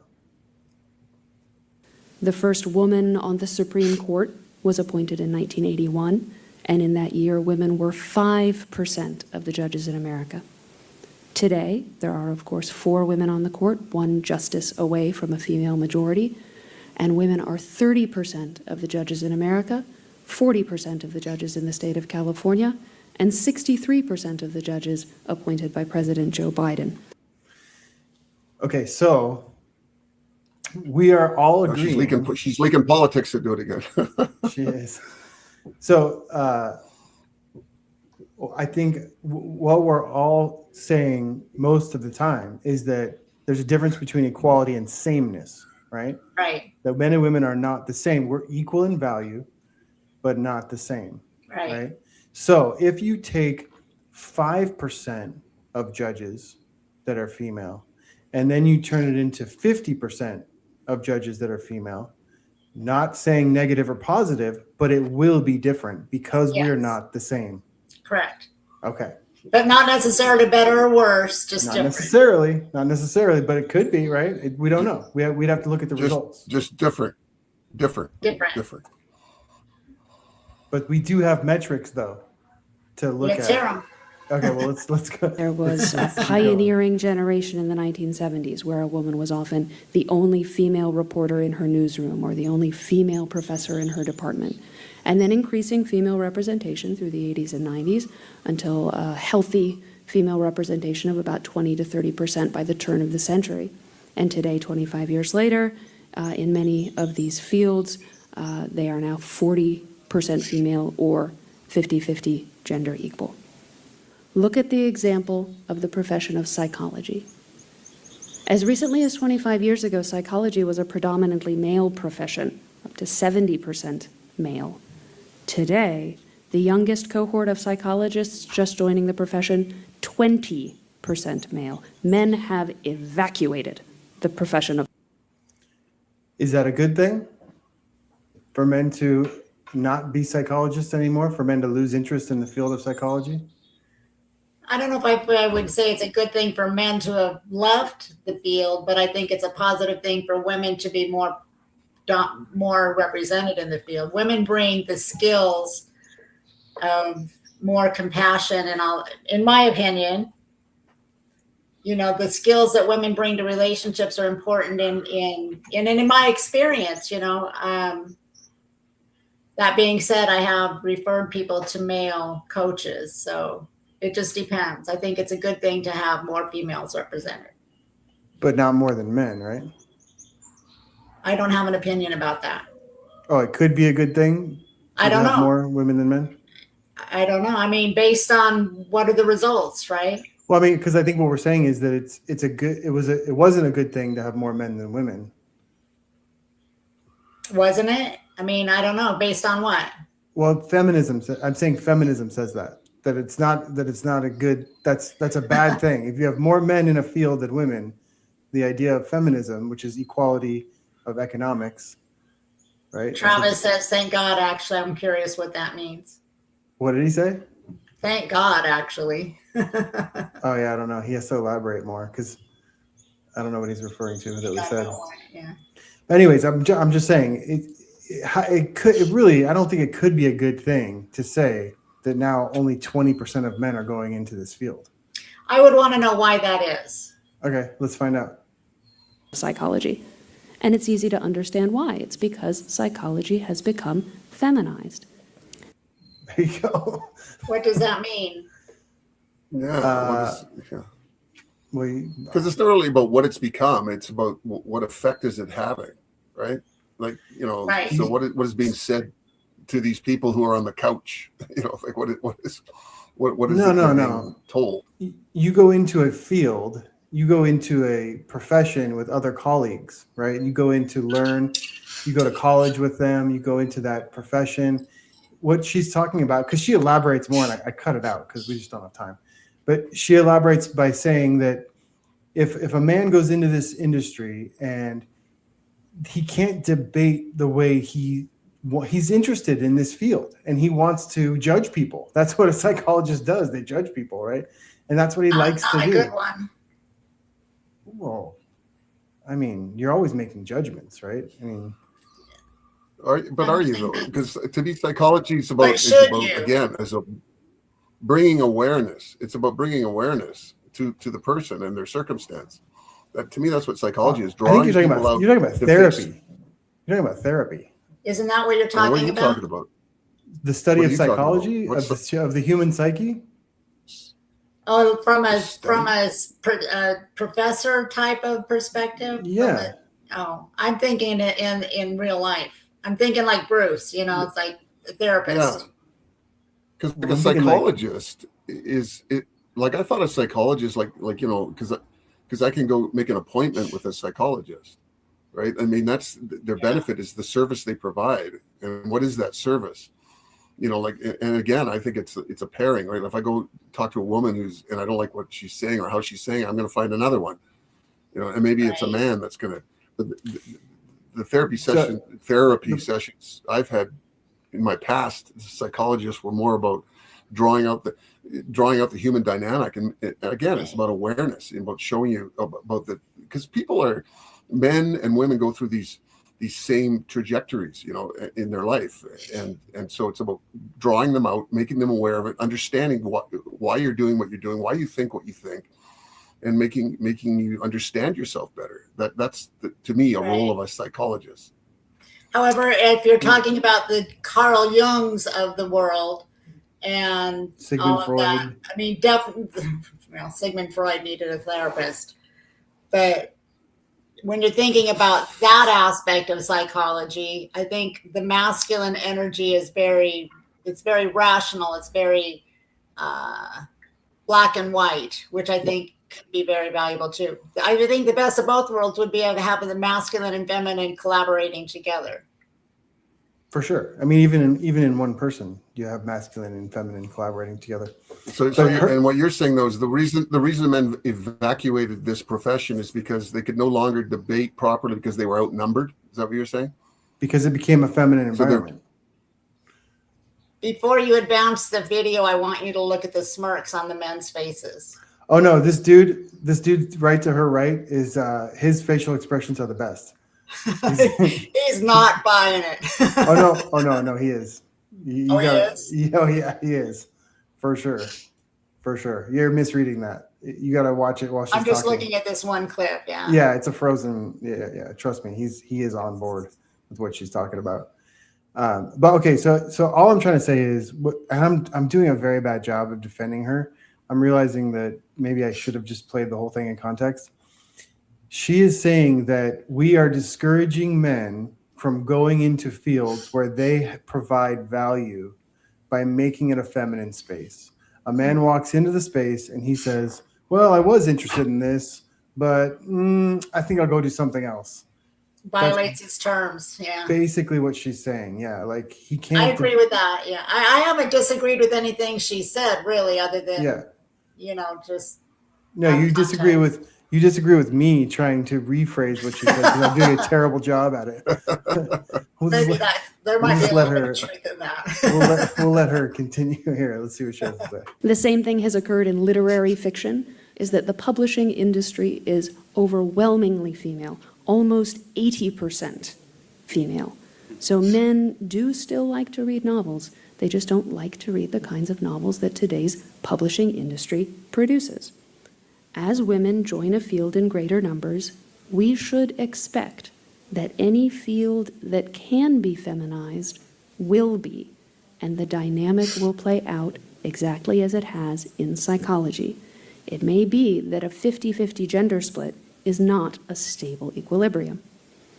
So if you have ever wondered why wokeness appeared out of nowhere when it did, that is my hypothesis, that all of the institutions that began admitting women in the 1970s eventually got enough women that they were able to reorient them. Say that women have an ethics of caring and men have an ethics of justice. In making a moral judgment, men will ask, what are the rules and what are the facts? Women tend to be more interested in context and relationships. But a political system in which men predominate will tend to operate according to rules of facts and objectivity, and one in which women predominate will tend to operate by the rules of emotions and subjective facts. Okay. I agree. Yeah. Yeah. And we see it operating in our world right now. All right, we all agree. That's the great feminization right there. And it's specifically in government. Like once this type of mentality gets into governing people, that's when you start to see it trickles down. Yeah. It trickles down. Why do you think you've got a woman facing off against ICE agents and then getting shot in the face? Like, what led her to believe that was something that she could do? That was, you know, a thing that they were just going to like stand down to her. Well, how did we get to that point? You know what I'm talking about, right? With I think it was Renee Good was her name. I don't watch that kind of news stuff, but yeah. She was just blocking with her car. She was blocking ICE agents from being able to move forward. Oh. And then they got out of their car. We don't have to get into it, but I'm just saying, like, how does a woman get to that point where she's doing that? Like, and my point is that she identified so much with the illegal immigrant as being the oppressed. And her mama bear instincts kicked in, and she said, I'm going to protect this oppressed from the oppressor. And that's what put her in front of an ICE agent and killed her. I think part of that is women have been protected by men for our entire lives on some level, and we've learned to lean on it in the face of something where we need to just get out of there. What do you mean? So I remember a time when I was much younger, after there was a bar fight outside in the parking lot, and I didn't know either one of the players, and must have been the beer that I drank that night, but I got in between to bring some peace, and it worked. At any point, could any of those men clock me? Absolutely, but men don't hit women, right? And so I think that in a lot of these cases, because that part of society still lives well, not like it used to, but it's still alive and well, that men don't hit women. I think a lot of women have a false sense of security that they won't get hit, which is becoming more and more. That's not necessarily true in the sense that you're right. Men's initial instinct is to be protective of women. But when women bring on masculine traits, and the more a woman acts like a man, the more a man will want to be destructive, because they see the masculinity in this person. Right. So it's the feminine traits. This is all new for us, and this is new for us. So we aren't. I think what it boils down to, the problem is people don't understand the masculine and feminine. You know, I'm in a course that really digs deep into that. And one of the things that my teacher says is, can we all agree that we're not going to we're not going to offer definitions of the masculine and feminine, because nobody can really agree on that. So there are it's kind of like Potts is, I can't define pornography, but I know it when I see it. Mm-hmm. I think it's a lot of the same with the masculine and feminine. I'm not sure that I can define it and give you labels for it, but I know it when I feel it. I know it when I see it. And so people don't know how to behave. They don't know what to do. And because of the feminist movement, feminine energy has become demonized for many women. We need to be more powerful, not realizing that our power is our feminine energy. Right. You already had power. Yeah, we've had power all along.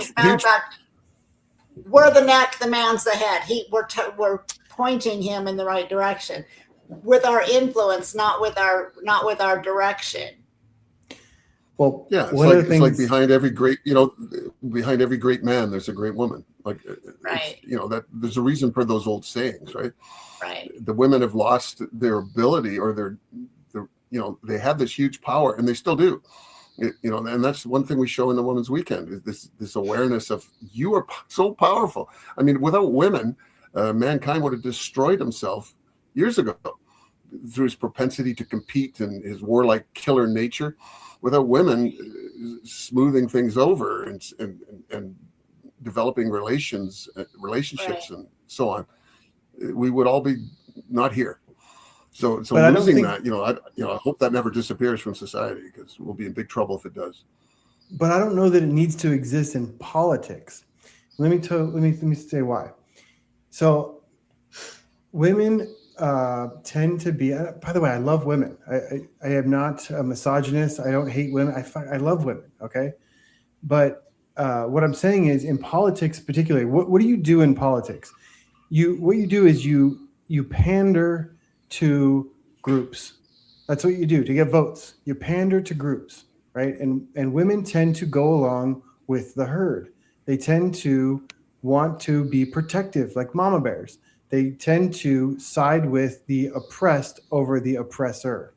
And if you can make a case to a woman that someone is being oppressed, they will champion that person. They will stand up and be their guardian. That's one of the great things about women. So when you put them into the political arena and you're able to pander to them as a whole, 50% of the voting bloc, you're able to pander to them and say, well, these people are the oppressors and these people are the oppressed. This is how you get women carrying the flag of countries where women are put in burqas and have no rights at all, but they're happily walking down the street parading these flags around saying that America is evil and that these countries are great. How do you get that outcome? How do you get women voting for things that are, again, like having borders, a country having borders, like not letting people just stream into the country that we don't know who they are? Well, if you pose it as oppressed versus oppressor, then their mama bear instincts kick in and they'll just vote for that one person who says they're going to be for the oppressed person. This is why I think that that comes back to the I would just say that if we can agree that there's 4 things that motivate a woman's behavior, which is the herd mentality. So they always move with the herd. This is genetics. Before they had to move with the herd or they wouldn't be safe. Being outside of the herd would be dangerous. And then inside of the herd, their behaviors are driven by 3 things: emotions, social status, fashion. Now, can we agree on that? Do we agree on that? Yeah. I don't like the way it sounds, but yes, I agree. Well, those things keep them in the herd, right? If you're not fashionable, if you're not going along with what everybody's doing, if you're not popular, you could be kicked out of the herd and your safety is at risk. Well, and the way it shows up for women nowadays, it's not, I think many women would resist the idea of being of the herd mentality, but the way it shows up that's very palpable is feeling left out, which is the same thing. It's a result of being cut from the herd. And that is a real thing. It's like, I don't want to go to the party, but I want to be invited. Mm-hmm. That's a very real thing for women, to be accepted.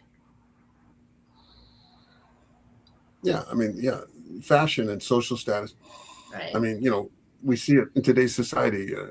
Right. We want to look good. We want to be popular. Yeah. A woman has more social status as a single mother than a woman who's been married 20 years. Well, why? Because it's more fashionable to be a single mother. Right. And to me, on the face of that makes no sense. But then that's an emotional thing. So I think maybe to your point, women politicians are more emotional. They're looking for social status or votes, and a result of those and emotions, the result of all those behaviors can lead, and if there's more and more of them, it can lead down some dark paths. Well, it's not just the female politicians, it's the female voters. Yeah, can we just bring in the masculine and feminine terminology instead of male and female? Because I think there's a lot of men that lean towards the feminine that this apply to, and there are a lot of women. I can think of a few women politicians, if you will, that have a more structured masculine perspective on their job that would make them more effective. So I agree with that. And more women are feminine and more men bring in the masculine qualities. I get that, but I think it's more about the masculine and the feminine. And the reason I want to make that distinction is there's a lot of men that are dangerous in politics because they follow the herd. All the things that you said. They want to vote for the popular opinion, not the opinion of their constituents, but just the societal popular opinion. What makes them look good instead of what makes them effective.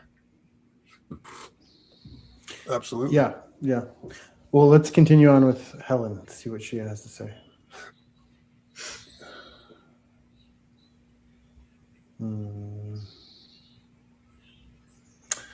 Maybe. Hold on.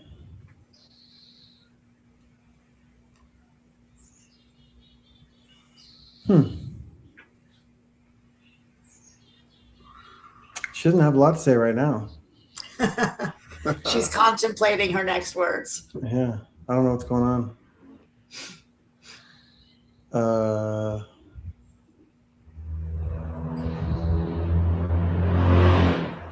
I mean, it says it's playing.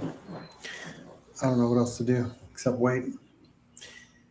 Well, I think what she was talking about when we paused it was the effects of. Oh yeah, she got even two. if there There we are go. individual men and women who fall on the opposite side of those camps. I have only made two claims. One, men and women are different. And two, as institutions become more female, they change in predictable ways according to those differences.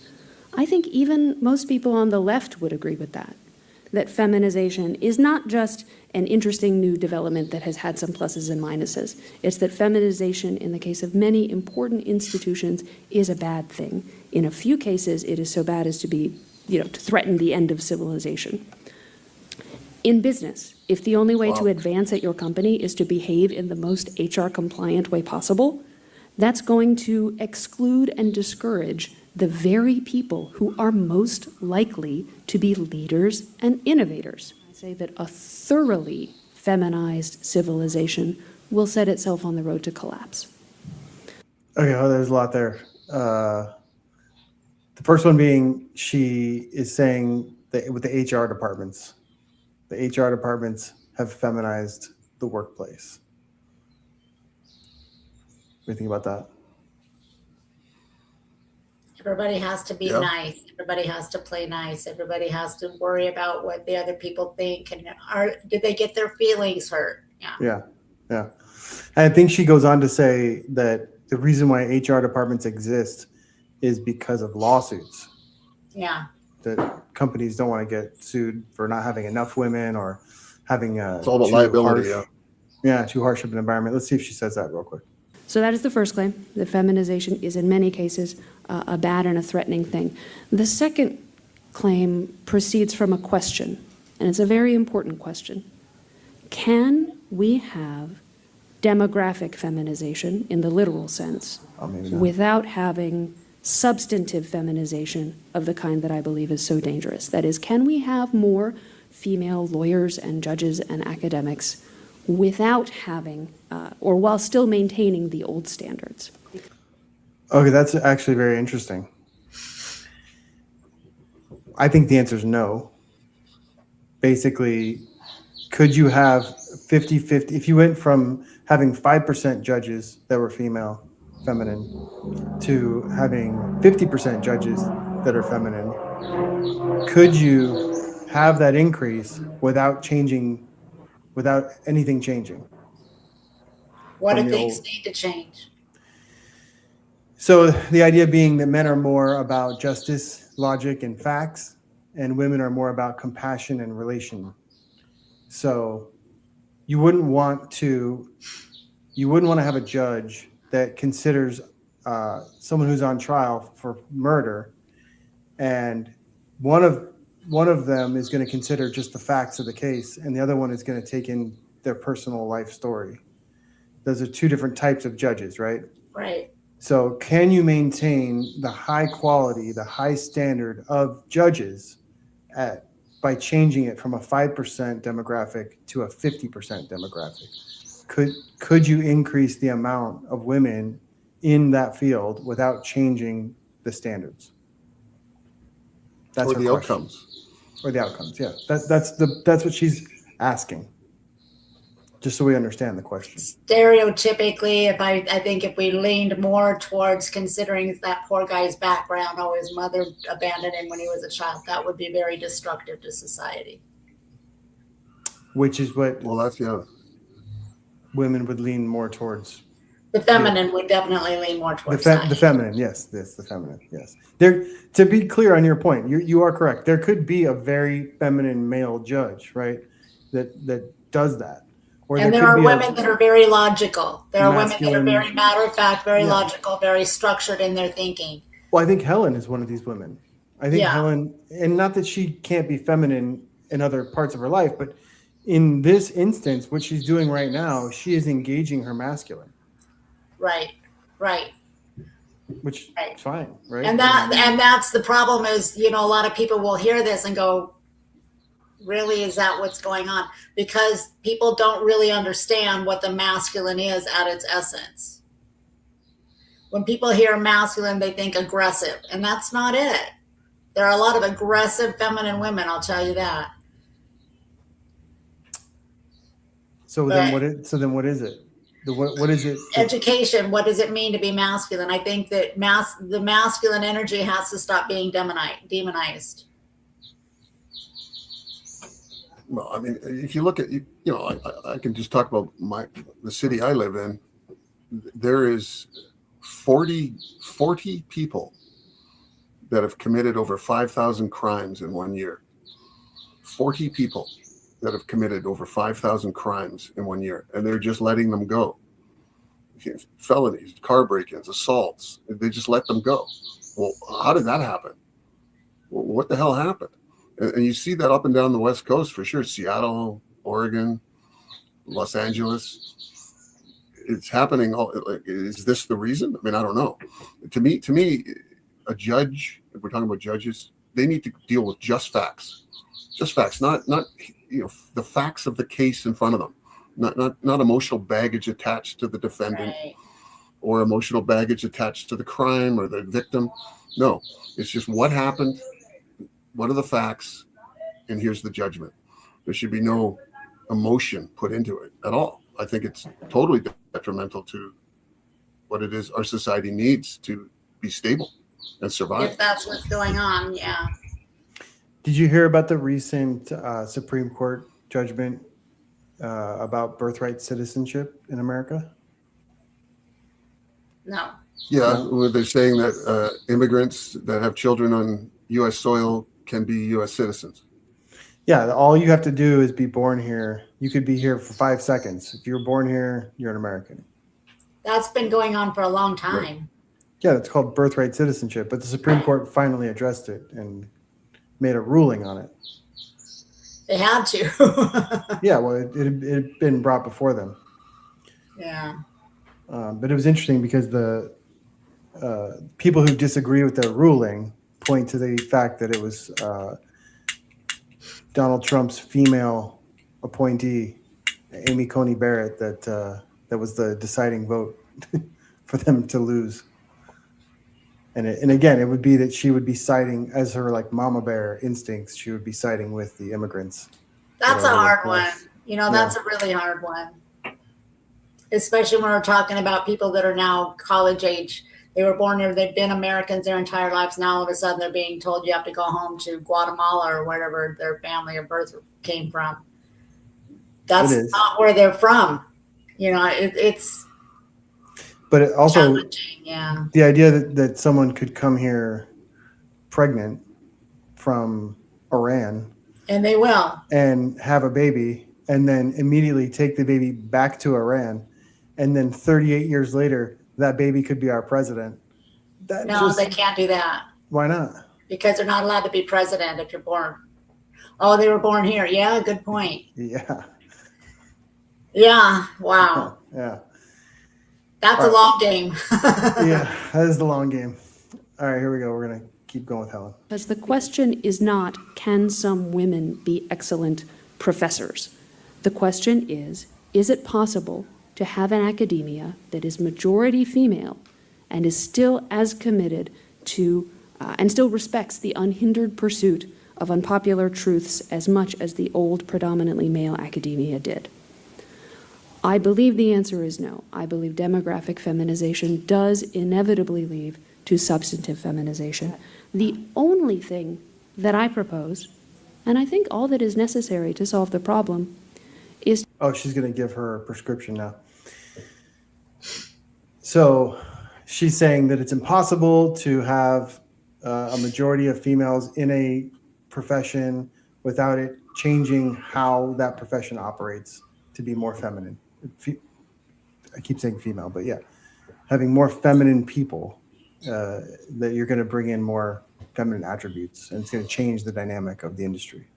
I agree. It has to.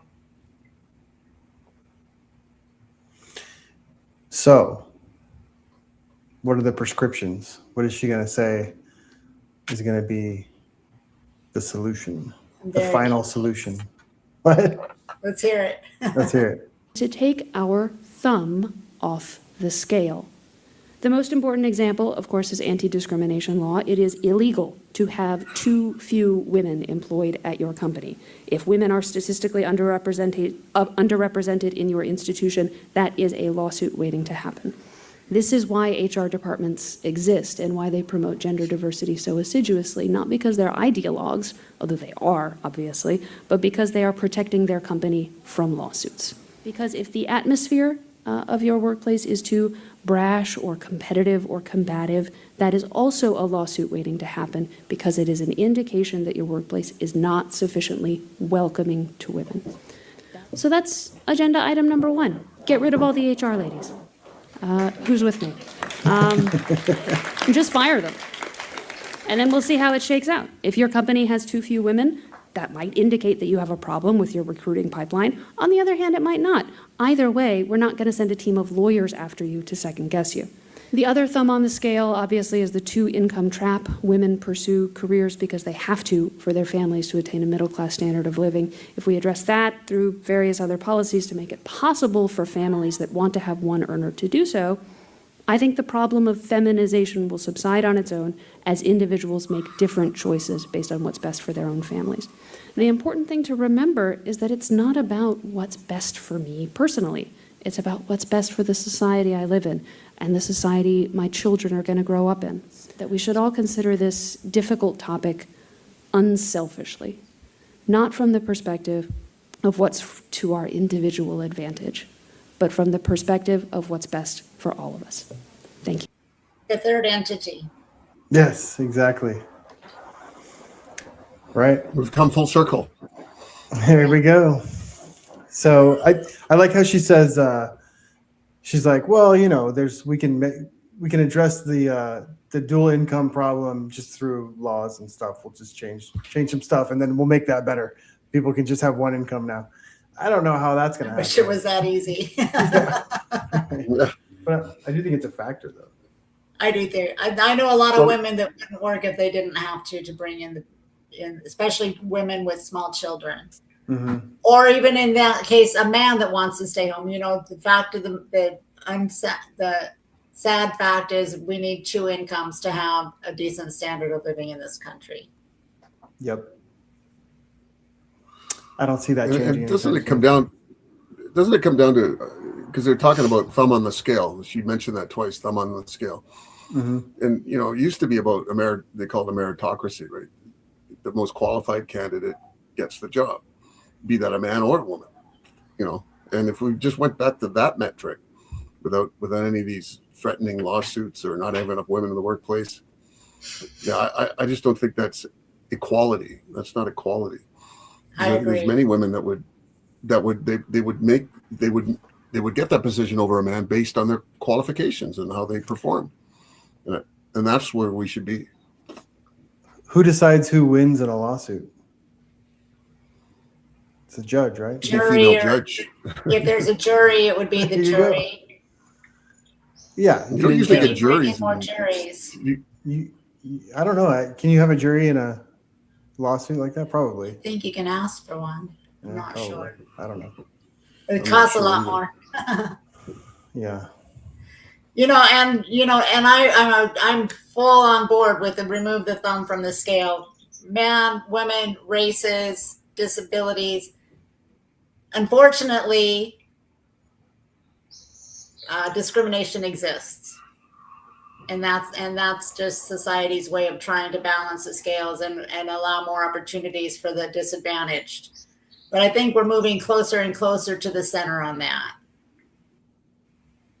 Is still there are ways to go? Yes, I definitely believe that. But it seems like I think more and more. But is that a feminist action moving more towards the center in inclusion. I don't know. Yeah, I think we have to come to terms with reality and this evil patriarchy. I don't know. I think that might have been a decent system. We're trying I to think throw it's it away. important to keep asking the questions for sure. Sure. Yeah, but I mean, like, one of the things that came up earlier was like, what was it about? You were breaking up a fight or something, or talking about men hitting women. I don't know. But equal rights. Oh, it was equal rights. So men and women have equal rights, right? Like if the goal of feminism is for everyone to have equal rights, men and women, I think we've gotten there, haven't we? Yeah. Like, do I have rights that you don't have, or It seems like we have, but that's a new thing. since when? You know, women couldn't have the bank account in their own name in the 90s. Somebody said it's a statistic I haven't looked up, but that was something I heard just within the last couple of days. You know, it's only been in the last couple of decades that women have gotten equal rights. Yeah, but is credit a right? I mean, should access to credit be a law? I don't know. I don't know that should be a law, but So you think it would be okay if your wife had to come to you and say, honey, I want to open a bank account and you have to sign for me? I think it would be okay to allow people that want to lend their money to lend it to whoever they want to lend it to. I agree with that, but to not even be able to open a savings account at Wells Fargo Bank. I think women were always allowed to open savings accounts. I don't think that was a thing that they weren't allowed to. I remember in the 80s, like my own life experience, my mother wanted to buy a house, and the Royal Bank would not give her a mortgage. You know, the Royal Bank being anyone could government. It's not. I don't think it's government. It's just a banking It's the name of the bank institution in Canada, and they wouldn't give it to her. So she had to, she ended up actually making a deal with the owner of the house, and he assumed the mortgage. She paid him, and it wasn't until 5 or 6 years later that she was able to qualify and get a mortgage and pay this guy out and have a mortgage. And it was basically because she did, I don't know what I don't know why, like what reason they gave her, but the reality was she was working. She had, she was a single mom with 5 kids. But she was working all the time. She was becoming an accountant, certified general accountant. They wouldn't give her the mortgage. And that was a institutional culture. That they were hesitant. They saw her as a higher risk. Because if that had been a man, they would have given it to him. That was her stance anyway. That's one way to look at it. Another way to look at it is that women were protected from having debt. We didn't want women to have debt. That's something that the men would take on as a burden. And if you look at it today, now that women can take on debt like men can, who has more debt? Women do. The emotional women. Yeah. So it's like there was a reason behind it, but whatever. To me, if the government is involved, like if it's a bank where it has government backing or something like that, then it's got to be fair and equal for everybody. But if it's a private institution, I think they should be able to do whatever they want. 100%. I agree with that. And then if it doesn't work, I mean, if society says that's not okay, that institution will fail and they'll make a different plan. Yeah. Kind of like Karma. Racism, like if you're a racist and you're like, I have a restaurant and I don't want black people to come into my restaurant, everybody knows you're a racist. It's not going to go so well. Yeah. But if we pass a law saying you have to allow black people into your restaurant, you're still a racist. You just now begrudgingly are doing what you have to do, and you have to hide it, where before it was like out in the open. And that's a whole nother debate. But society, it's just, to come back to just follow that thread for a moment. Society used to have a lot more moral influence than it has now. Well, It actually still has moral influence. It just has a different morality than it used to have. I mean, people didn't get divorced because it wasn't socially acceptable back in the day, which I'm not saying that was a good thing or a bad thing, because there were a lot of women that were trapped in horrific marriages. But at the same time, Right. you know, things are a lot more, leave him instead of work it out, instead of look at your piece in it, just leave the dog. You know, it's like, in relationships, it's not that easy. I remember one of the things that we learned in the women's weekend is, you know, 80-20, 80% of the time you're going to have what you want, 20% of the time you're not. And sometimes you get 100% of that 20% for a very long time.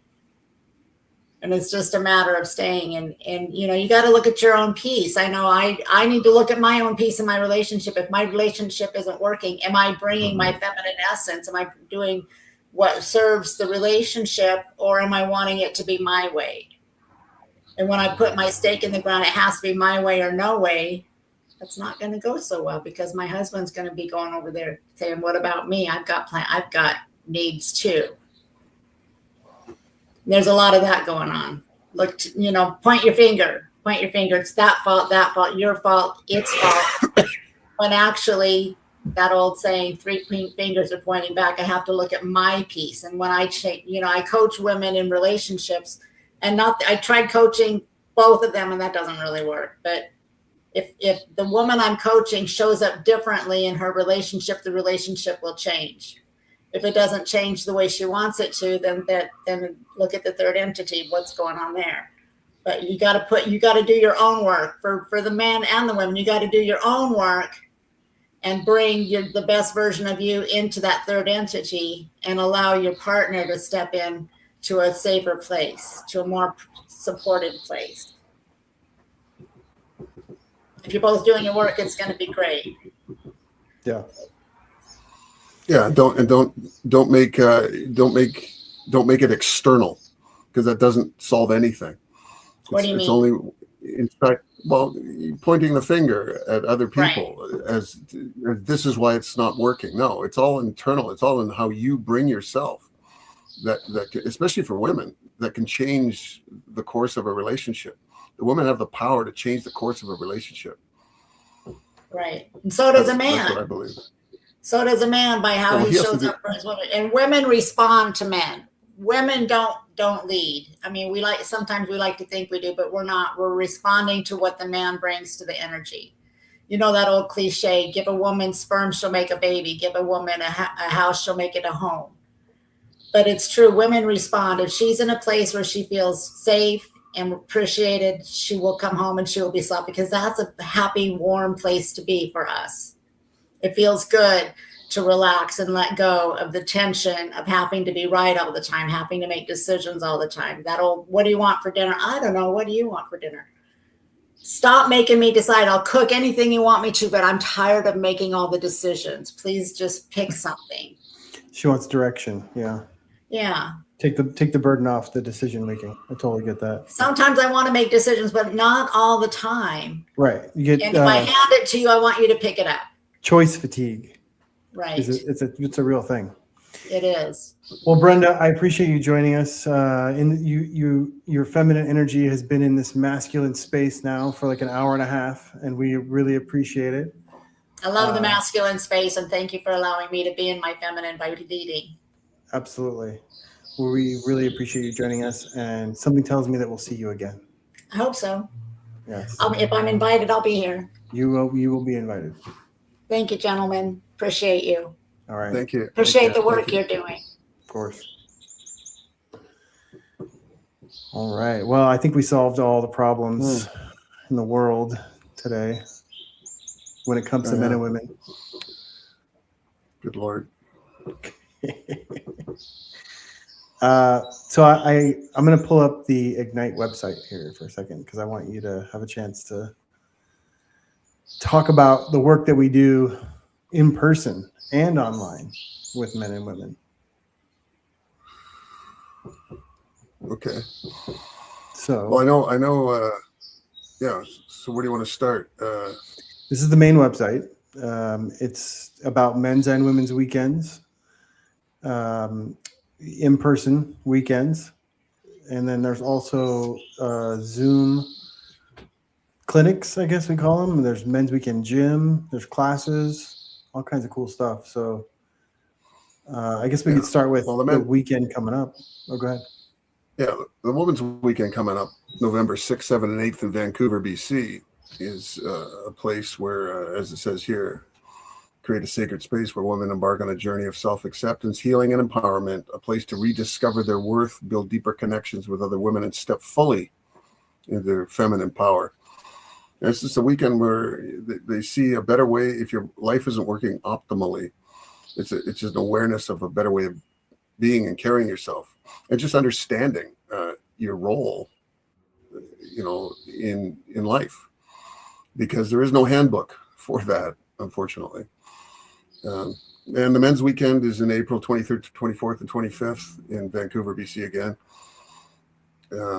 Men's weekend, it says here, to discover and ignite the power that exists within every man by sharpening his tools, strengthening his mind, heart, and spirit, and through reflection connection, men will access the source of their power, enabling them to live with greater accountability, leadership, and intention.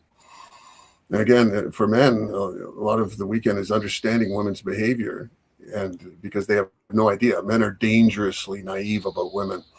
So this weekend gives you a blueprint on how women operate, so you can understand and coalesce, understand your role in surviving and thriving within relationships. And and with these 2 weekends afterwards, we offer classes for the women, gyms we call them for the men. And this is really just a reiteration of what they learned in their weekend, because a 3-day seminar cannot replace 30, 40, 50 years of your life. It can give you a revelation and an epiphany and a jackpot moment, but it won't last unless you continue to do the work. There's no way it will. Your old life and old habits will take over. To that end, we also have a July 23rd, which I think is a week this Thursday. Is that on the website? I keep asking that question. I haven't actually. Think it is. I'm not sure. No. I'm not sure. But so it's a Zoom event. Yeah, it's a Zoom event. We give pieces of the weekend. It's a co-ed event where you can bring guests. Graduates can come. We'll show some pieces of the weekend to see if you'd be interested or not, and answer any questions about our upcoming events. So something I would recommend people to show up to.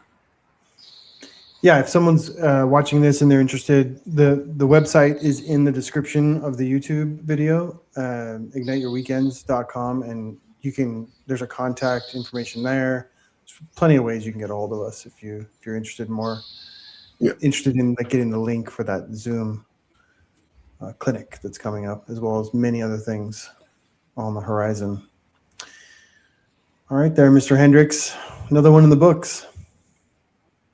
There you go. How many people are watching right now? I can't see. 4. So that's our friends and family, basically. But there you go. Expect people to tune in for the live stream for the whole. It's 2.5 hours or whatever that we just did. That's a lot to ask. Yeah. But we do get people watching it afterwards. After we post it. So right. I think it's good. There you go. But we will continue. We'll be back next Sunday, same time, 1:00. All right. Okay. Man. Thanks for everything you do. Appreciate it. Thank you. Great job. All right.